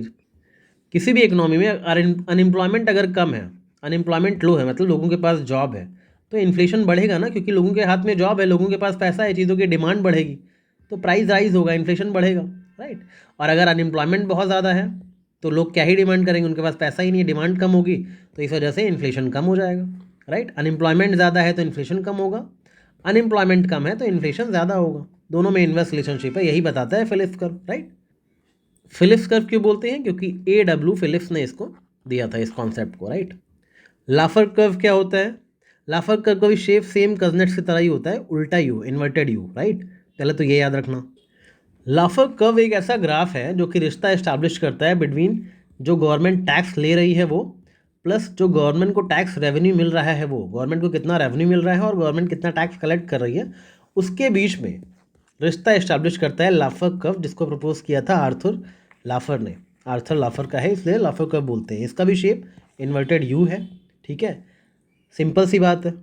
ये कर्व कहता है अगर गवर्नमेंट का टैक्स रेट 0% है तो रेवेन्यू ज़ीरो मिलेगा, क्योंकि जब लोगों से टैक्स ही नहीं ले रही गवर्नमेंट तो रेवेन्यू मिलेगा कैसे, राइट। तो ज़ीरो रहेगा, अगर टैक्स रेट ज़ीरो है तो आपका रेवेन्यू भी ज़ीरो रहेगा गवर्नमेंट का। लेकिन ये कर्व ये भी बोलता है कि गवर्नमेंट अगर टैक्स रेट को 100% कर दे तब भी गवर्नमेंट का ओवरऑल रेवेन्यू 0% ही रहेगा। यानी टैक्स रेट अगर 0 है तो भी गवर्नमेंट को 0% इनकम होगी, अगर टैक्स रेट गवर्नमेंट 100% कर दे, खूब बढ़ा दे, तब भी गवर्नमेंट का रेवेन्यू 0% होगा। इसलिए जो बेस्ट टैक्स रेट है वो हमेशा मिडिल में लाई करता है। मैक्सिमम रेवेन्यू गवर्नमेंट को तब मिलेगा जब टैक्स रेट्स मिडिल में होंगे, समझ गए। मिडिल में होने से सबसे ज़्यादा बेनिफिट्स है, ना ज़्यादा हाई हो टैक्स रेट ना बहुत ज़्यादा लो हो, मिडिल में हो, तभी गवर्नमेंट को अच्छा रेवेन्यू जनरेट होगा। इसलिए टैक्स रेट को कभी बहुत ज़्यादा हाई या बहुत ज़्यादा लो नहीं करना चाहिए अगर गवर्नमेंट को मैक्सिमम रेवेन्यू चाहिए तो। अब आप सोच रहे हो कैसे भाई 100% लेने पे ज़ीरो कैसे हो जा रहा है रेवेन्यू? देखो ऐसे होता है कि अगर गवर्नमेंट टैक्स को बहुत ज़्यादा बढ़ा देगी तो लोग क्यों काम करेंगे, उनकी सारी सैलरी टैक्स में ही चली जाएगी, तो लोग काम क्यों करेंगे, ठीक है। जब लोग काम नहीं करेंगे, जॉब छोड़ देंगे, भाई सारे टैक्स सब गवर्नमेंट टैक्स ही ले रही है, 25,000 कमा रहे हैं, 25 रुपये बच रहे हैं, सब कुछ तो टैक्स ले लिया, तो हम जॉब करें किस लिए? तो लोग जॉब छोड़ देंगे, तो गवर्नमेंट का रेवेन्यू अपने आप फॉलो हो जाएगा, लोग जॉब नहीं करेंगे तो टैक्स पे कौन करेगा, राइट। अगर मॉडरेट टैक्स है तो लोगों को काम करने में इंकरेजमेंट होता है कि ज़्यादा पैसे टैक्स में नहीं जाते, थोड़ा बहुत कट जाता है, इट्स फाइन, तो लोगों को इंकरेजमेंट होता है, तो लोग टैक्स पे करते हैं खुशी खुशी। बहुत ज़्यादा अगर टैक्स कर दोगे तो लोग टैक्स चोरी करेंगे, जॉब छोड़ देंगे, तो गवर्नमेंट का नुकसान होगा। इसलिए एक ऑप्टिमल टैक्स रेट ही हमेशा अच्छा होता है। जैसे एक ऑप्टिमम पॉपुलेशन अच्छी होती है, वैसे ही ऑप्टिमल टैक्स रेट हमेशा अच्छा होता है। ये हमें बताता है लाफर कर्व, राइट। इतने ही कर्व इंपॉर्टेंट है, बाकी एंजल कर्व हो गया, ये सब आपके लिए इंपॉर्टेंट नहीं है, इसको आप इग्नोर कर सकते हो। एक एनवायरमेंट वाला कज़नेट कर्व देख लेना, सेम जो कज़नेट कर्व का होता है ना इन्वर्टेड यू, वैसे ही एनवायरमेंट वाले कज़नेट कर्व का भी वही शेप होता है, राइट। कज़नेट कर्व क्या करता था? एक डेवलपमेंट तक हमारी क्या है, इनइक्वालिटी बढ़ती है, उसके बाद इनइक्वालिटी कम होने लगती है। वैसे ही एनवायरमेंट वाला क्या कहता है? इनिशियल डेवलपमेंट स्टेज में एनवायरमेंट खराब होता है, उसके बाद एनवायरमेंट रीस्टोर होने लगता है, ठीक है। एक टाइम होता है जब एनवायरमेंट डिग्रेड होता ही है, कोई भी इकोनॉमी डेवलप करेगी तो उसके बाद धीरे धीरे पॉल्यूशन वगैरह कम होने लगेगा, ठीक है, और धीरे धीरे फिर से एनवायरमेंट सही हो जाएगा किसी भी इकोनॉमी में। तो ये एनवायरमेंट का कज़नेट कर्व है। जैसे कज़नेट कर्व का जो फॉर्मूला है उसी को एनवायरमेंट से जोड़ दो तो एनवायरमेंट का बन जाता है, राइट। अब बात करेंगे अनएम्प्लॉयमेंट की। अनएम्प्लॉयमेंट के कुछ इंडिकेटर्स होते हैं, जैसे लेबर फोर्स पार्टिसिपेशन रेट। ये क्या होता है? Percentage of people in population who are in the labour force, इसको बोलते हैं लेबर फोर्स पार्टिसिपेशन रेट। मतलब ऐसा पॉपुलेशन का परसेंटेज जो कि लेबर फोर्स में है, राइट। लेबर फोर्स का मतलब क्या होता है? ऐसे लोग जो वर्किंग हैं या फिर वर्क की तलाश कर रहे हैं, पीपल हु आर वर्किंग और एक्टिवली लुकिंग फॉर वर्क, उनको लेबर फोर्स बोलते हैं, राइट। वर्कर पॉपुलेशन रेशियो क्या होता है? Percentage of employed people to the total population, कितनी पॉपुलेशन है और उसमें से कितने एम्प्लॉयड लोग हैं, उसको बोलते हैं worker population ratio, right. Unemployment trap का क्या मतलब है? जहाँ पे लोग सोशल सिक्योरिटी बेनिफिट्स पाने के चक्कर में अनएम्प्लॉयड रह जाते हैं कि हमें सरकार पैसा देगी तो हम अनएम्प्लॉयड रहें सोशल सिक्योरिटी बेनिफिट्स पाने के लिए, तो इसको अनएम्प्लॉयमेंट ट्रैप बोलते हैं। एम्प्लॉयमेंट रेट क्या होता है? Proportion of working age adults who are employed, working age adults जो होते हैं, ठीक है, वो जो एम्प्लॉयड है उसको अनएम्प्लॉयड रेट बोलेंगे, सिंपल सी बात है, राइट। अनएम्प्लॉयमेंट रेट क्या होता है? वर्किंग एज जो कि अनएम्प्लॉयड है, राइट। ये दोनों तो समझ ही आता है। कितना क्या है वो आप देख लेना, राइट, वो आपको याद करना है, उतना ज़रूरी भी नहीं है याद करना, एक बार देख लेना। सब लगभग 50% के आसपास सब कुछ है। अनएम्प्लॉयमेंट रेट को छोड़ दो तो बाकी सब 50% के आसपास ही है। 6.4% अनएम्प्लॉयमेंट रेट है अभी 2024 के अकॉर्डिंग। लेबर फोर्स मैंने बता ही दिया क्या होता है। वर्क फोर्स क्या होता है? जितने भी लोग 50 से 60 59 के एज ब्रैकेट में हैं वो वर्क फोर्स होते हैं, वो काम करने लायक हैं। वर्क फोर्स हमेशा लेबर फोर्स से बड़ा होता है क्योंकि लेबर फोर्स में वो लोग होते हैं जो जॉब कर रहे हैं या जॉब ढूंढ रहे हैं, राइट। वर्क फोर्स में इस एज के सभी लोग आ जाएंगे, जो जॉब ढूंढ नहीं रहे हैं, जो जॉब नहीं कर रहे हैं वो भी आ जाएंगे, राइट।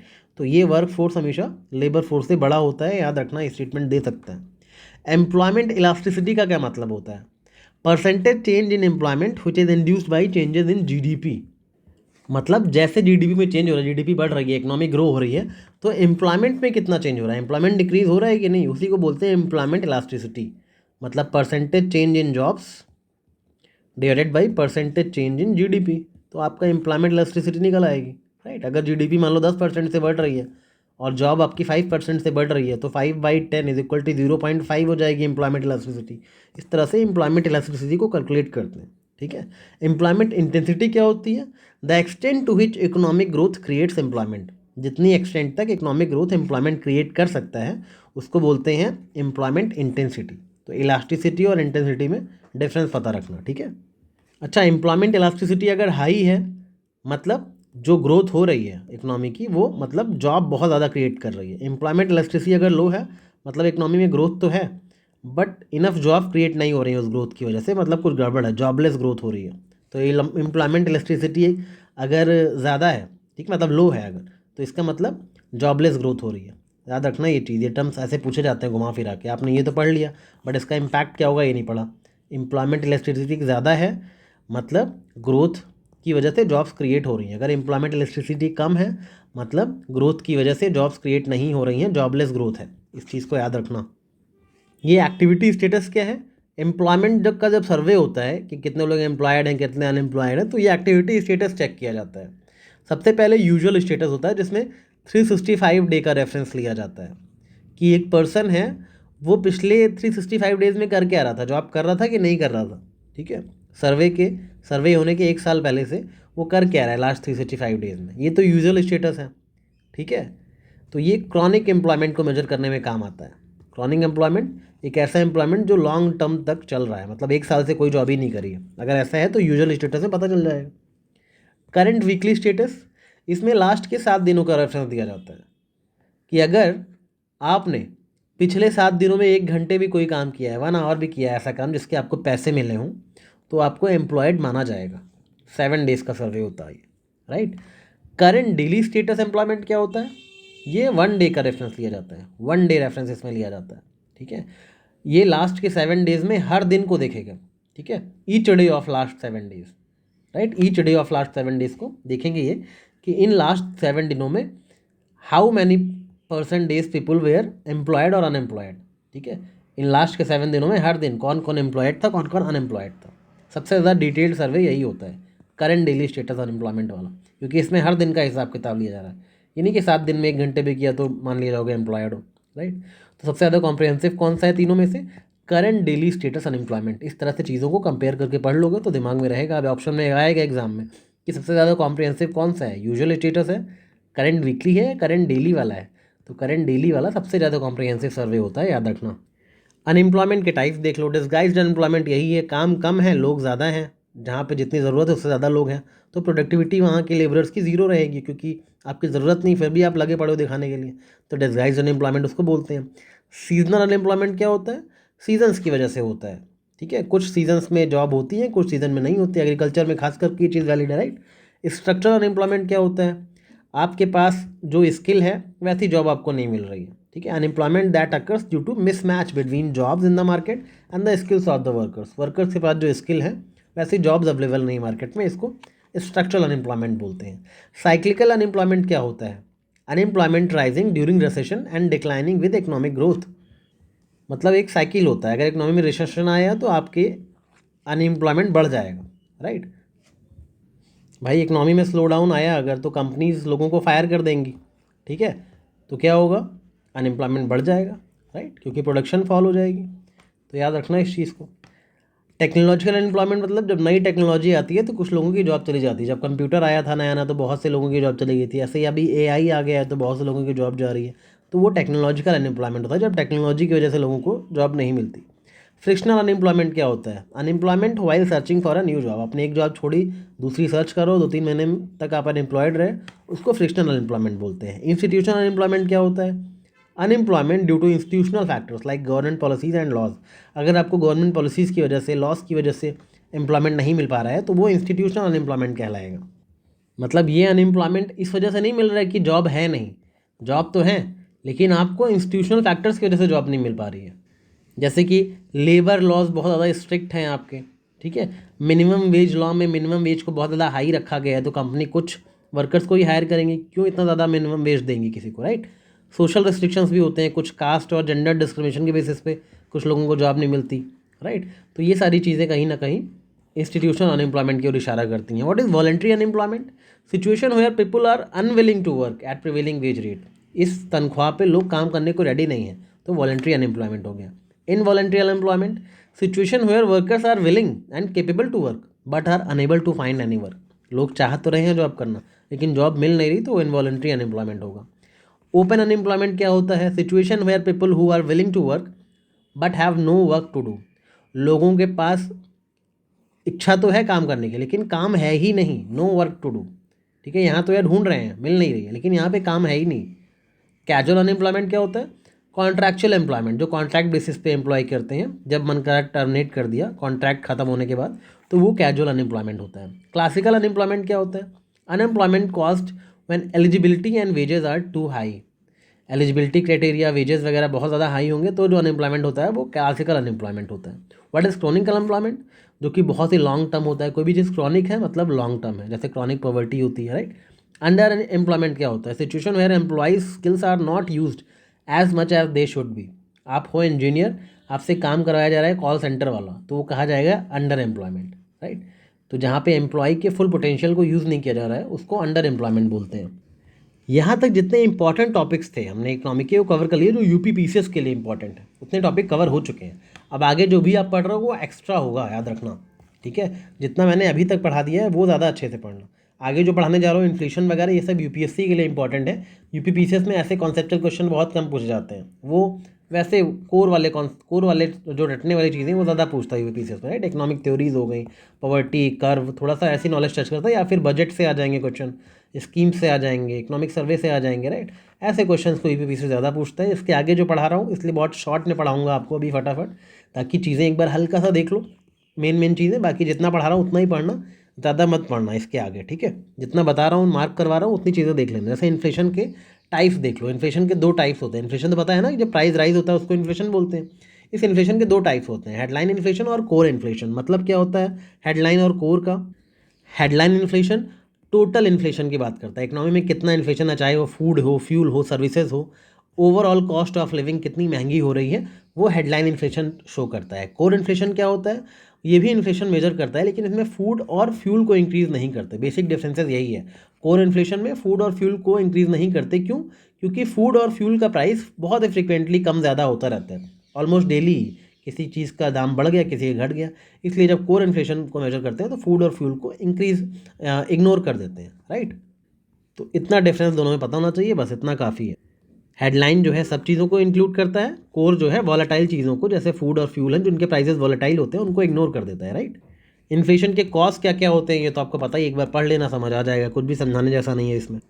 यहाँ पे इन्फ्लेशन के कुछ और टाइप्स दिए गए हैं जिनके बारे में एक बेसिक आइडिया आपको होना चाहिए। लाइक हाइपर इन्फ्लेशन क्या होता है? जब प्राइस राइज बहुत तेज़ी से बढ़े, एक्सट्रीमली फास्ट तरीके से बढ़े, ठीक है। लाइक 100% प्लस प्राइस राइज हो रहा है पर ईयर के हिसाब से, ठीक है, यानी कि जो मनी है वो अपनी वैल्यू बहुत ही क्विकली लूज़ कर रही है, तो उसको बोलेंगे hyper inflation, right. And what is galloping inflation? जब प्राइस राइज थोड़ा सा बहुत ज़्यादा फास्ट हो, लाइक 10% या 20% पर ईयर अगर बढ़ रहा है तो गैलोपिंग इन्फ्लेशन हो, मतलब गैलोपिंग हाइपर से थोड़ा कम। वॉकिंग इन्फ्लेशन, इन्फ्लेशन बढ़ रहा है बहुत ही मॉडरेट रेट से बढ़ रहा है, 3 to 10% पर ईयर बढ़ रहा है इन्फ्लेशन, तो वो वॉकिंग परसेंटेज होगा, ठीक है। 3 से 10% बढ़ेगा, इसमें 10 से 20% बढ़ेगा, यहाँ पे 100% से भी ज़्यादा इन्फ्लेशन बढ़ जाएगा, right. Then what is creeping inflation? Creeping inflation, price rise हो तो रहा है बट बिलो 3% पर ईयर, ठीक है, मतलब ये हेल्दी है, इतना इन्फ्लेशन होना चाहिए। मतलब पूछा जाएगा इनमें से कौन सा इन्फ्लेशन हेल्दी है, तो creeping inflation is healthy for economy, कि 3% से कम अगर इन्फ्लेशन हर साल बढ़ रहा है इकोनॉमी में तो इतना होना भी चाहिए। डिफ्लेशन मतलब प्राइस फॉल कर रहा है, इन्फ्लेशन एकदम ही कम हो जा रहा है, मतलब प्राइस गिर रहा है, डिफ्लेशन हो रहा है, महंगाई नहीं हो रही है, प्राइस कम ही हो जा रहा है उल्टा, राइट। तो इन्फ्लेशन बिल्कुल नहीं बढ़ रहा है, उल्टा प्राइस गिर जा रहे हैं, तो इसको जो है डिफ्लेशन बोलते हैं, इन्फ्लेशन का उल्टा, ठीक है। ये इकोनॉमी के लिए बैड होता है, जब डिफ्लेशन आता है तो लोग खर्च करना बंद कर देते हैं। स्टैगफ्लेशन क्या होता है? स्टैगफ्लेशन दो चीज़ों को मिला के बनता है, high inflation plus high unemployment is equal to stagflation, ठीक है। हाई इन्फ्लेशन और हाई अनएम्प्लॉयमेंट के साथ स्लो ग्रोथ भी हो जाती है, तीनों चीज़ें मर्ज हो जाती हैं, तो ये वर्स्ट सिचुएशन है, इन्फ्लेशन भी ज़्यादा है, अनएम्प्लॉयमेंट भी ज़्यादा है और ग्रोथ भी स्लो हो गई, जब तीनों मिक्स हो गए तो स्टैगफ्लेशन बोलते हैं ऐसी सिचुएशन को, स्टैगनेंट हो गई situation, right. This is the worst situation that can happen to the economy. तो इतनी चीज़ें आपको बेसिक आइडिया होना चाहिए, राइट। दो तरीके से मेजर की जाता है इन्फ्लेशन को, एक तो दो इंडेक्स होते हैं, wholesale price index, consumer price index. Wholesale price index जो है उसको पब्लिश करता है office of economic adviser, CPI को पब्लिश करता है सेंट्रल स्टैटिक्स ऑफिस, बेस तो ये याद रखना, ठीक है। दोनों का बेस ईयर देख लेना। होलसेल प्राइस इंडेक्स सिर्फ गुड्स को कवर करता है, सीपीआई गुड्स और सर्विसेज दोनों को कवर करता है। इतनी चीज़ें पता रहेंगी तो बस आप कर ले जाओगे, राइट। प्लानिंग की बात करें, प्लानिंग आपको Day 27 का स्मार्ट अध्ययन देखना है जाके, सारे 5 ईयर प्लान्स मैंने उसमें ये सारे कवर करवाए हैं। स्टार्टिंग वाले जो कुछ हैं इनको एक बार पढ़ लेना, उतने इंपॉर्टेंट नहीं है, हाँ एक बार हल्का सा देख लेना कि इसमें क्या बोला गया था, ये प्लानिंग ये उतना इंपॉर्टेंट नहीं है, फिर भी एक बार सबके नाम देख के पढ़ लेना कि इसमें क्या लिखा हुआ है, राइट। ये तो समझ आ ही जाएगा आपको। यहाँ पे कुछ टर्म्स दिए हैं फिस्कल पॉलिसी में जो आपको पता होने चाहिए, जैसे रेवेन्यू रिसीट क्या होता है, रेवेन्यू एक्सपेंडिचर में क्या डिफरेंस होता है। रेवेन्यू रिसीट मतलब सिंपल सी बात है कि गवर्नमेंट को जो पैसा रेगुलरली मिलता है उसको रेवेन्यू रिसीट बोलते हैं, जैसे कि इनकम टैक्स से गवर्नमेंट को कितना पैसा मिल रहा है, जीएसटी से कितना मिल रहा है, कस्टम ड्यूटी से कितना मिल रहा है, वो सब रेवेन्यू रिसीट में आएगा। रेवेन्यू एक्सपेंडिचर जो पैसा गवर्नमेंट रेगुलरली खर्च करती है, लोगों को सैलरी देती है गवर्नमेंट, ठीक है, सब्सिडी देती है गवर्नमेंट, पेंशन देती है, ये सब गवर्नमेंट के रोज़ाना के खर्चे हैं, तो रेवेन्यू एक्सपेंडिचर कहलाएंगे। कैपिटल रिसीट क्या होती है? ऐसा पैसा जो गवर्नमेंट बोरोइंग या एसेट्स को बेच के पाती है, गवर्नमेंट कहीं से उधार ले रही है या गवर्नमेंट एसेट्स को बेच रही है, तो जो गवर्नमेंट को पैसा मिल रहा है वो कैपिटल रिसीट है, राइट। गवर्नमेंट ने लोन लिया या डिसइन्वेस्टमेंट कर दिया किसी चीज़ का, ठीक है, किसी पब्लिक कंपनी को बेच दिया, तो वो कहलाएगा आपको क्या? डिसइन्वेस्टमेंट प्रोसीड्स, मतलब कैपिटल रिसीट्स कहलाएगा, राइट। कि गवर्नमेंट जो है कैपिटल रिसीट है, लोन लिया है या फिर डिसइन्वेस्टमेंट किया है। कैपिटल एक्सपेंडिचर क्या है? वो पैसा जो गवर्नमेंट खर्च करती है एसेट्स क्रिएट करने में या फिर लोन का रीपेमेंट करने में।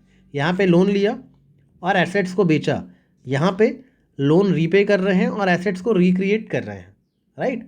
तो यहाँ पे जैसे रोड बना रही है गवर्नमेंट, लोन्स का रीपेमेंट कर रही है, स्कूल्स बना रही है, बिल्डिंग बना रही है गवर्नमेंट, तो ये कैपिटल एक्सपेंडिचर में आएगा, लॉन्ग टर्म में प्रॉफिट देंगे ऐसे एक्सपेंडिचर। टैक्स रेवेन्यू क्या होता है? ऐसे पैसे जो टैक्स के थ्रू कलेक्ट किए जाते हैं, इसी को बोलते हैं tax revenue, right. Direct tax, indirect tax के थ्रू जितना भी पैसा आ रहा है वो सब टैक्स रेवेन्यू है। नॉन टैक्स रेवेन्यू जो टैक्स के अलावा जो बाकी जगहों से पैसा आ रहा है वो सब नॉन टैक्स रेवेन्यू है। जैसे कि कोई फीस गवर्नमेंट चार्ज कर रही है किसी चीज़ पे, गवर्नमेंट किसी चीज़ पे फाइन लगा रही है, किसी चीज़ पे लोन पे इंटरेस्ट लगा रही है गवर्नमेंट, ठीक है, पब्लिक कंपनी से डिविडेंड्स ले रही है, अपना शेयर ले रही है गवर्नमेंट, तो वो सारी चीज़ें नॉन टैक्स रेवेन्यू में आएंगी। टैक्स रेवेन्यू में जो पैसा टैक्स से आता है वो नॉन टैक्स रेवेन्यू, टैक्स के अलावा जो पैसा गवर्नमेंट पास आ रहा है वो। तो ये सारे बेसिक टर्म समझ आ गए हो, आई होप आपको। अभी आगे देखते हैं क्या इंपॉर्टेंट है। अब यहाँ पे डेफिसिट के टाइप्स दिए हुए हैं, तो डेफिसिट के टाइप्स पता होने चाहिए। सबसे पहले आपको पता होना चाहिए रेवेन्यू डेफिसिट क्या होता है, एक सीक्वेंस में पढ़ोगे तब चीज़ें समझ आएंगी। कोई पूछ ले रेवेन्यू डेफिसिट क्या है, तो क्या बताओगे? गवर्नमेंट की जो डेली इनकम है, ठीक है, अगर वो डेली स्पेंडिंग से कम है, गवर्नमेंट जितना डेली स्पेंड कर रही है उससे कम गवर्नमेंट की इनकम हो रही है, तो रेवेन्यू डेफिसिट कहलाएगा, राइट। जितना अर्न कर रही है उससे ज़्यादा खर्च कर दे रही है, तो रेवेन्यू डेफिसिट कहलाएगा। गवर्नमेंट अगर मान लो टैक्स और नॉन टैक्स से टोटल 100 रुपये कमा रही है और गवर्नमेंट खर्च कर दे रही है 120 रुपये, तो गवर्नमेंट की डेफिसिट हो गई ना 20 रुपये की, तो इसको बोलते हैं रेवेन्यू डेफिसिट। फिजिकल डेफिसिट क्या होता है? फिजिकल डेफिसिट होता है जो टोटल गवर्नमेंट की एक्सपेंडिचर है और जो टोटल गवर्नमेंट की रिसीट्स है, कितना गवर्नमेंट खर्च कर रही है और कितना रिसीट कर रही है, उसमें जो डिफरेंस आ रहा है उसको फिजिकल डेफिसिट बोलेंगे। इसमें बोरोइंग्स को एक्सक्लूड कर देते हैं, जो गवर्नमेंट ने बोरो करके पैसा कमाया उसको एक्सक्लूड किया जाएगा, राइट। तो ये चीज़ें कहलाती हैं फिजिकल डेफिसिट, मतलब गवर्नमेंट को कितना बोरो करने की ज़रूरत है वो दिखाता है फिजिकल डेफिसिट। सपोज गवर्नमेंट जो है 1000 रुपये खर्च करती है और कमाती सिर्फ 700 रुपये है, तो फिजिकल डेफिसिट कितना हो गया? 300 रुपये का, ठीक है। ये चीज़ें याद रखना। प्राइमरी डेफिसिट क्या होता है? फिजिकल डेफिसिट में से जो गवर्नमेंट इंटरेस्ट पेमेंट करने में पैसे खर्च कर रही है उसको माइनस कर दो, ठीक है। जैसे फिजिकल डेफिसिट में आप जो बोरोइंग में गवर्नमेंट को पैसा मिल रहा है उसको माइनस करते हो, वैसे यहाँ पे प्राइमरी डेफिसिट में इंटरेस्ट पेमेंट वाले पैसे को माइनस कर दो तो प्राइमरी डेफिसिट आ जाएगा, ठीक है। मतलब गवर्नमेंट को जो 300 रुपये गवर्नमेंट को फिजिकल डेफिसिट था, उसमें से गवर्नमेंट ने 100 रुपये जो है इंटरेस्ट पेमेंट पे दिया, तो उसको माइनस कर दोगे, 200 रुपये का हो गया, ठीक है, प्राइमरी डेफिसिट। तो 200 रुपये का ही प्राइमरी डेफिसिट है, क्योंकि 100 रुपये तो गवर्नमेंट ने इंटरेस्ट पेमेंट दिए, वो प्राइमरी डेफिसिट में कैलकुलेट नहीं होगा, राइट। ये चीज़ें याद रखना। बजटरी डेफिसिट क्या है? ये एक ओल्ड कॉन्सेप्ट है, अभी यूज़ नहीं होता, तो इसको याद करके फालतू कंफ्यूज मत हो। मोनेटाइज डेफिसिट क्या होता है?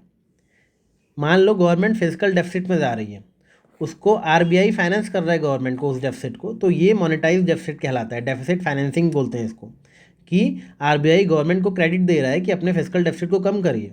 सपोज गवर्नमेंट का फिजिकल डेफिसिट 300 रुपये है, बताया ना मैंने, 300 रुपये का गैप आ रहा है गवर्नमेंट के टोटल खर्चे में, तो आरबीआई गवर्नमेंट को 80 रुपये देगी, यानी गवर्नमेंट को 80 रुपये मोनेटाइज किया आरबीआई ने, थोड़ी हेल्प करी, अब आपका डेफिसिट 220 रुपये बचा है, ऐसे बोलेगी, राइट। तो ये चीज़ें ऐसे वर्क करती हैं। बाकी एक और कॉन्सेप्ट है यहाँ पे प्राइमरी डेफिसिट का, जो कि हम ऑलरेडी ऊपर देख चुके हैं, सब कुछ देख चुके हैं। एक बचा इफेक्टिव रेवेन्यू डेफिसिट। ये क्या होता है इफेक्टिव? जो रेवेन्यू डेफिसिट बताया ना, revenue deficit, revenue expenditure minus revenue received, इसमें से जो ग्रांट्स गवर्नमेंट देती है, जो ग्रांट देती है गवर्नमेंट, उसको माइनस कर दो अगर, तो इफेक्टिव रेवेन्यू डेफिसिट आ जाता है, राइट। मतलब गवर्नमेंट ने जो एसेट वगैरह क्रिएट करने के लिए जो ग्रांट्स दी हुई हैं इधर उधर, उनको माइनस कर दोगे तो इफेक्टिव रेवेन्यू डेफिसिट आ जाता है।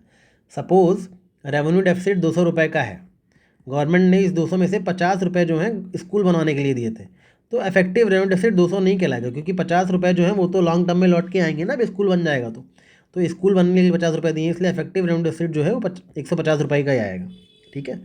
तो 200 का 150 हो जाएगा। ये चीज़ याद रखना, थोड़ा सा एक बार दोबारा देखना तो आपको सब समझ आ जाएगा, ठीक है। बहुत सिंपल सी चीज़ें, कन्फ्यूज़ मत होना, फॉर्मूले वगैरह देख के समझ लोगे तो हमेशा याद रहेगा। ये जो इफेक्टिव रेवेन्यू डेफिसिट का कॉन्सेप्ट है, याद रखना, ये 2011-12 में इंट्रोड्यूस किया गया था, ठीक है, बजट के द्वारा। बाकी ये सारे फैक्ट्स आप खुद देखोगे, इसमें कुछ भी ऐसा नहीं समझाया जाए। यहाँ पे है एक चीज़, डायरेक्ट टैक्सेस के टाइप, ये देख लो, ये इंपॉर्टेंट है, आ सकता है। तो डायरेक्ट टैक्सेस के टाइप होते हैं, इनको समझ लो एक बार हल्का सा शॉर्ट में, ठीक है। इनकम टैक्स तो आपको पता ही है कि एक इंडिविजुअल पे, ठीक है, हिंदू अनडिवाइडेड फैमिली पे या किसी भी टैक्स पेयर पे जो टैक्स लगाया जाता है वो इनकम टैक्स होता है। कंपनीज़ के टैक्स को इनकम टैक्स नहीं बोलते हैं। इनकम टैक्स इंडिविजुअल पे, हिंदू अनडिवाइडेड फैमिली पे और किसी भी टैक्स पेयर पे लगाया जाता है, राइट। कॉर्पोरेट टैक्स वो होता है जो कंपनीज़ पे लगाया जाता है, कंपनी जितना प्रॉफिट कमाती है उन पे कॉर्पोरेट टैक्स लगता है। मिनिमम अल्टरनेटिव टैक्स क्या होता है? कुछ कंट्रीज़ कुछ लूप होल ढूंढ लेती हैं ताकि उनको प्रॉफिट ज़ीरो प्रॉफिट शो करने का लूप होल ढूंढ लेती हैं, ताकि उनको कॉर्पोरेट टैक्स ना पे करना पड़े, राइट। तो ऐसी कंपनियों पे गवर्नमेंट जो है कहती है कि नहीं, मिनिमम टैक्स तो आपको देना ही पड़ेगा, आपका प्रॉफिट ज़ीरो ही क्यों ना हो। तो ये होता है, कंपनी भले ही नो प्रॉफिट शो कर रही है फिर भी उनको मैट तो पे करना ही पड़ेगा। डिविडेंड डिस्ट्रीब्यूशन टैक्स अभी अबॉलिश हो चुका है 2020 में, तो अभी एग्ज़ाम के लिए यूज़फुल नहीं है आई थिंक, क्योंकि अभी तो अबॉलिश हो चुका है। फिर भी देख लो, tax levied on dividends that a company pays to share holders, ठीक है। क्या होता है इसमें एक्चुअली, कंपनीज शेयर होल्डर्स को जो डिविडेंड देती थी उससे भी टैक्स लगता था, राइट। सपोज जो TCS है वो 100 रुपीज़ डिविडेंड देती थी पर शेयर, तो डिविडेंड डिस्ट्रीब्यूशन टैक्स देना पड़ता था कंपनी को। अब ये टैक्स नहीं लिया जाता है, याद रखना। सिक्योरिटी ट्रांजेक्शन टैक्स क्या होता है? Tax levied on all transaction done on stock exchange. Stock exchange पे चाहे आप शेयर कर रहे हो, ठीक है, शेयर्स को सेल कर रहे हो या बाई कर रहे हो या सेल कर रहे हो शेयर्स को, तो फिर सब पे आपको टैक्स देना पड़ता है थोड़ा सा, राइट। सपोज आपने रिलायंस का 1 लाख का शेयर खरीदा, तो आपको थोड़ा सा small percentage of security transaction tax पे करना पड़ेगा। इक्वलाइजेशन लेवी, ये बहुत इंपॉर्टेंट है, ठीक है, ये न्यूज़ में अक्सर रहता है। ये ऐसा टैक्स है जो फॉरेन डिजिटल कंपनीज़ को पे करना पड़ता है, ठीक है।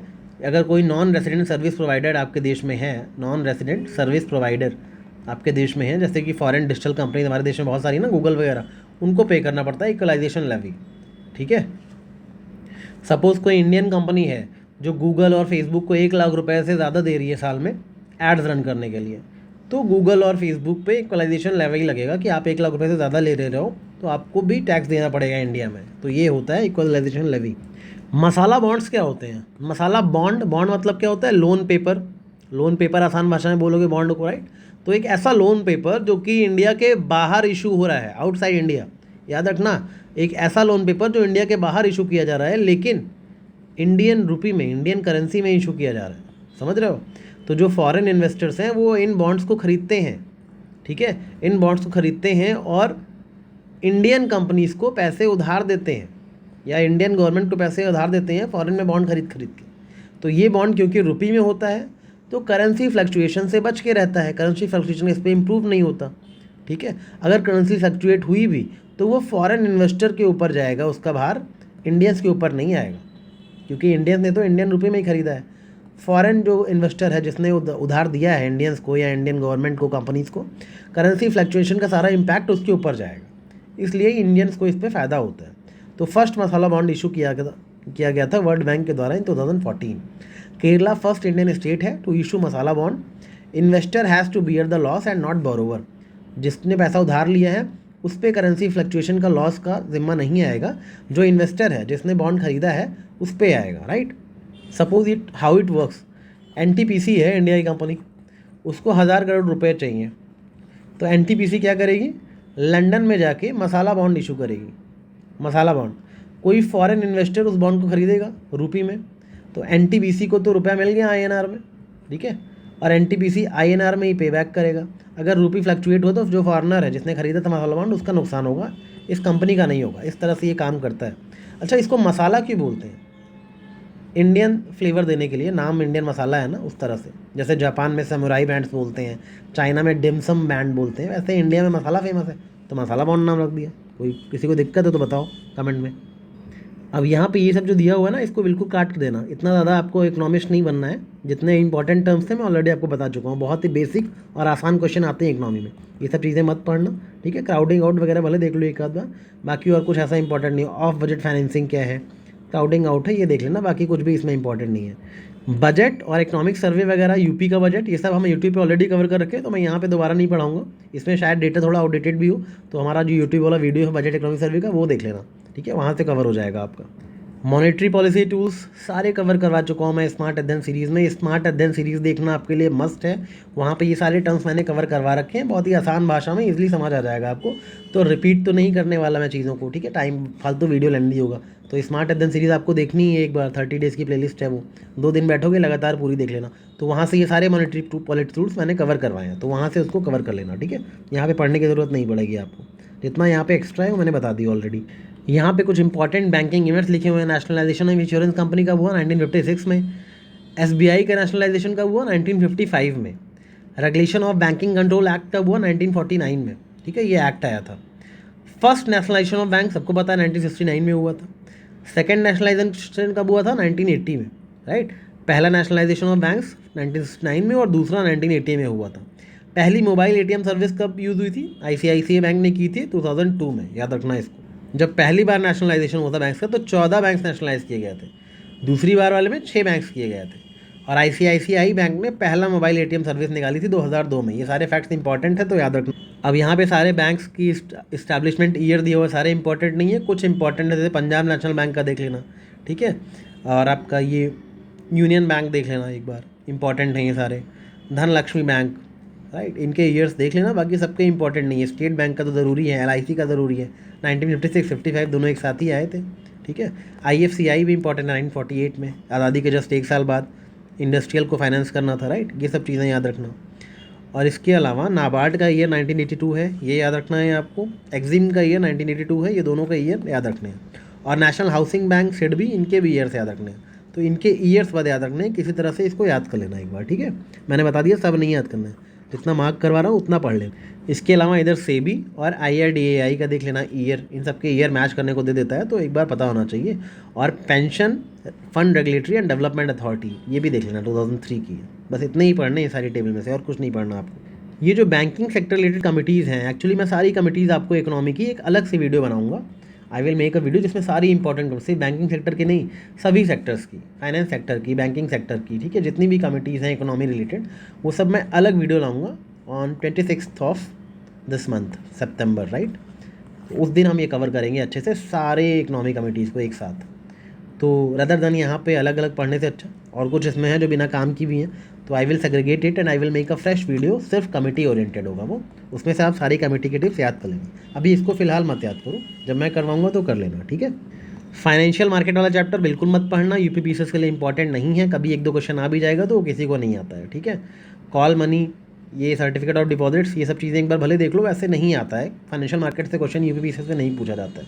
जितना पढ़ा दिया ना थ्योरी वगैरह, बजट, इकोनॉमिक सर्वे, इससे ही आएगा, तो इन सब में ज़्यादा परेशान मत होना, ये सब काट दो। अभी टाइम कम है, जो इंपॉर्टेंट है वही पढ़ो, रदर दैन इन सब पे मास्टरी हासिल करने की जितना बताया उतना पढ़ लोगे तो काफ़ी है।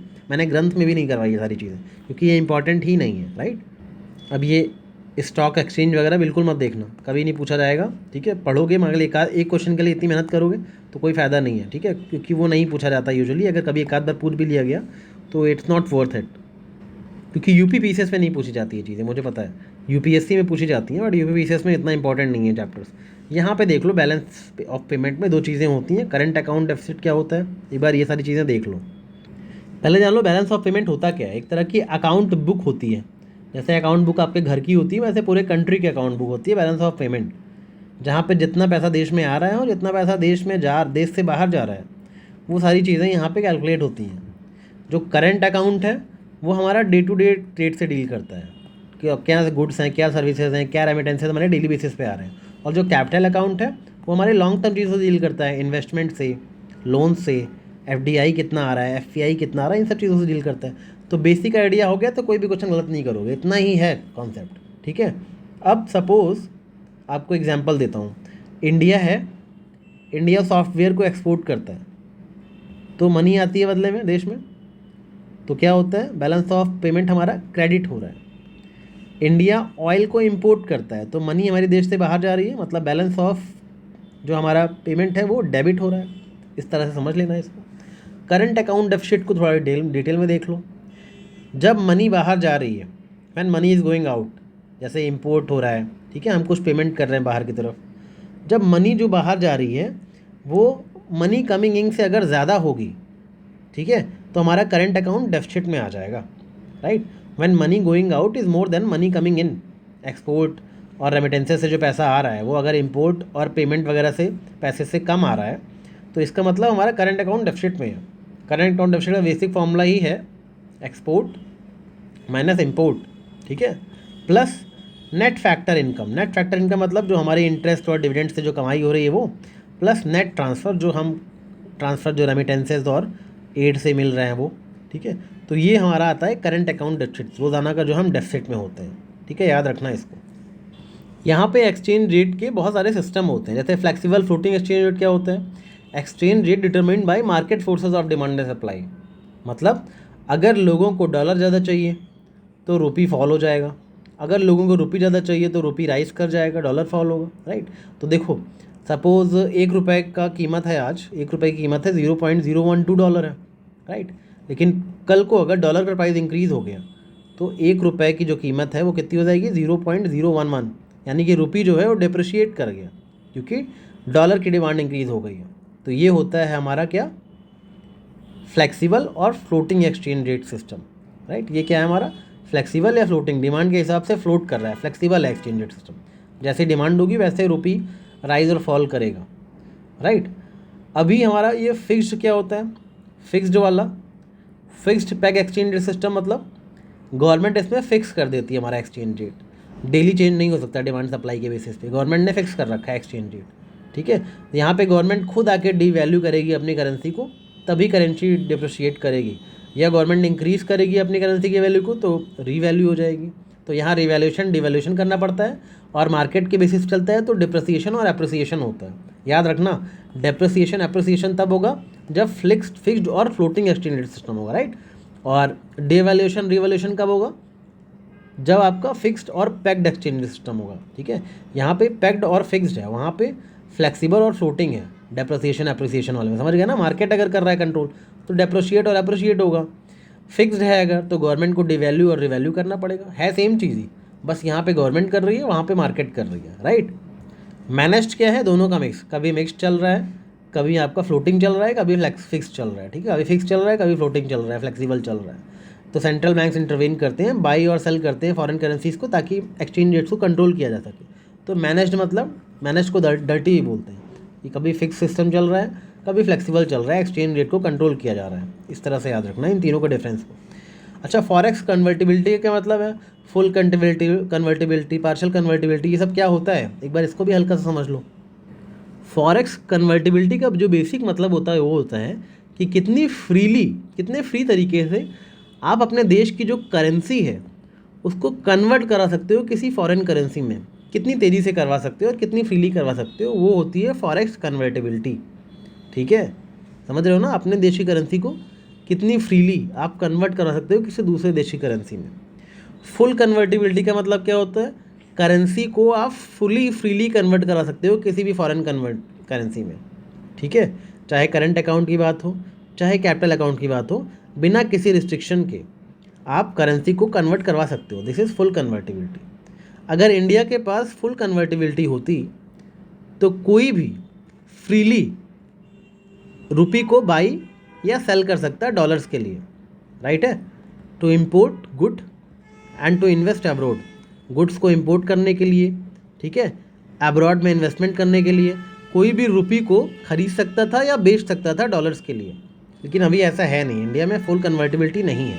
अगर इंडिया में फुल कन्वर्टिबिलिटी होती तो कोई भी एनीवन कुड फ्रीली बाई और सेल रुपी फॉर डॉलर्स। क्यों करता है ऐसा? चाहे गुड्स को इम्पोर्ट करने के लिए करता या फिर अब्रॉड में इन्वेस्ट करने के लिए करता, फुल कन्वर्टिबिलिटी होती तो। पार्शियल कन्वर्टिबिलिटी में क्या होता है? गवर्नमेंट लिमिटेड ही फ्रीडम देती है कन्वर्ट करने के लिए करेंसी को, ठीक है। यूजुअली जब करंट अकाउंट की बात होती है, जैसे हम रेमिटेंसेस वगैरह कहीं भेज रहे हैं, तो वहाँ पे कन्वर्टिबिलिटी अलाउड है, कन्वर्ट कर सकते हो आप। लेकिन जो कैपिटल अकाउंट है, जहाँ पे बिग इन्वेस्टमेंट वगैरह करना है, एफडीआई आ रहा है, एफपीआई आ रहा है, वहाँ पे कन्वर्टिबिलिटी अलाउड नहीं है, वहाँ रिस्ट्रिक्शंस हैं, ठीक है। अभी इंडिया में आपको ट्रैवल करना है कहीं किसी विदेश में, तो आप इजीली अपनी करेंसी को कन्वर्ट करवा सकते हो, क्योंकि ये सब करंट अकाउंट में आता है, ठीक है। आपको ट्रैवल करना है, एजुकेशन लेने जाना है, यहाँ पे आपकी करेंसी फुली कन्वर्टिबल हो जाएगी, ईजिली हो जाएगी, क्योंकि ये करंट अकाउंट में है। लेकिन अगर आपको बहुत बड़ा ट्रांसफ़र करना है कैपिटल कहीं अब्रॉड, तो फिर आपको आरबीआई से परमिशन लेनी पड़ेगी, क्योंकि इंडिया में पार्शियल कन्वर्टिबिलिटी है। समझ गए? Fully convertibility, partial convertibility. ये मत सोचना जब जितना मन किया जाके इंडिया से रुपये डॉलर कन्वर्ट करा लिया, ऐसा नहीं होता है। करंट अकाउंट पे कन्वर्टिबिलिटी अलाउड है, कैपिटल अकाउंट पे पार्शियली कन्वर्टिबल है इंडियन करेंसी। ये सब चीज़ें पता होनी चाहिए, ना सिर्फ स्टूडेंट के तौर पे बल्कि एक नागरिक के तौर पे भी, ठीक है। नीर और रीर भी देख लो, जस्ट इन केस आ जाए, यूपीएससी ने पूछ लिया है, क्या पता इस बार यूपीपीसीएससी पूछ ले, तो इसका भी डिफरेंस पता कर लो। जब इतना पढ़ ही लिया है तो ये भी देख लो फटाक से।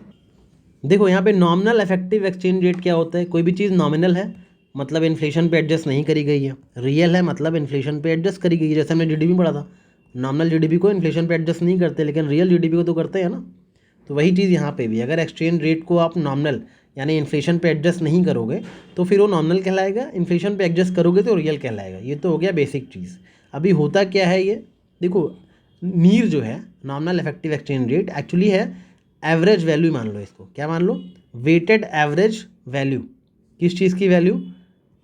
कंट्री की करेंसी की वेटेड एवरेज वैल्यू मान लो, अगेंस्ट मैनी अदर कंट्रीज़ जिनके साथ आप ट्रेड करते हो। वेटेड एवरेज का क्या मतलब है? यहाँ पे currencies of trading partner countries, ठीक है, जितनी आपकी ट्रेडिंग पार्टनर कंट्रीज़ हैं, ठीक है। जैसे सपोज इंडिया 3 कंट्री के साथ ट्रेड करा, यूएस, यू और जापान के साथ, तो इन तीनों करेंसीज़ का जो वेटेड एवरेज है, ठीक है, वो वेटेड एवरेज जो है एक्सचेंज रेट बन जाएगा। एक्सचेंज रेट कंपेयर किससे किया जाएगा? जिनके साथ फ्रीक्वेंट, सपोज इंडिया यूएस के साथ ट्रेड करता है, यू के साथ, जापान के साथ, राइट। तो ये बताता है कि रुपी कैसा परफॉर्म कर रहा है against dollar, against euro, against yen, rupee कैसा परफॉर्म कर रहा है, ठीक है। तो ये चीज़ें यहाँ पे कंपेयर की जाती हैं, राइट, एक्सचेंज रेट पे, बिना इन्फ्लेशन के बारे में सोचे। बेसिक यही पता होना चाहिए आप कि आपकी कंट्री की करेंसी इन कंट्रीज़ की करेंसी के मुकाबले कैसा परफॉर्म कर रही है, इनके वेटेड एवरेज के मुकाबले कैसा परफॉर्म कर रही है आपकी करेंसी, ये बताएगा आपको nominal effective exchange rate. Real effective exchange rate क्या होगा, नीर की तरह ही है, बस इन्फ्लेशन से एडजस्ट करना है, ठीक है। हर कंट्री के जो प्राइस राइज हो रहे हैं उनमें क्या डिफरेंसेस आ रहा है जिनसे आप ट्रेड कर रहे हो, ठीक है। तो ये जो है नीर से ज़्यादा यूज़फुल है ऑब्वियसली, क्योंकि जो है इसमें इन्फ्लेशन को एडजस्ट किया जा रहा है, राइट। यहाँ पे पता चल जाएगा हमारी करेंसी ओवर वैल्यूड है या अंडर वैल्यूड है इन रियलिटी, क्योंकि हमने यहाँ पे इन्फ्लेशन एडजस्ट करके देख लिया है, ठीक है। याद रखना, अगर आपने सिर्फ नीर से रुपी के एक्सचेंज रेट को देखा है तो शायद आपको दिखे कि रुपी जो है स्टेबल है, लेकिन आपने रीर के नज़रिए से अगर देखा तो हो सकता है कि रुपी आपको वीक दिखे as compare to your trading partners, जैसा मैंने बताया, राइट। अगर इंडिया में हायर इन्फ्लेशन है तो रुपी आपको वीक दिख सकता है। इस तरह से इन पर डिफरेंस याद रखना। जो क्वेश्चन बनेंगे ये बहुत ईजी होंगे, बेसिक इतना भी बताया तो you will be able to solve the question, right. इतना ही मैं करवाऊंगा स्कोर बूस्टर में, इसके आगे 2-3 पेज और हैं, बहुत ही फैक्चुअल नेचर के हैं। Most of the data agriculture का है, जो कि ऑलरेडी आपको वो डेटा लाइन बाय लाइन पढ़ लोगे तो अपने आप याद होगा। जो टेबल वगैरह दी हैं वो एक बार देख लेना, उतनी इंपॉर्टेंट नहीं, जो आपको सही लगे उस हिसाब से करना। जितनी इंपॉर्टेंट चीज़ें थी जो आपको समझ नहीं आएंगी मैंने बता दी। कमिटीज़ का एक वीडियो और लेकर आऊँगा मैं, ठीक है, उसको देख लेना अच्छे से। Till then take care, keep revising and all the best for your examination. Thank you.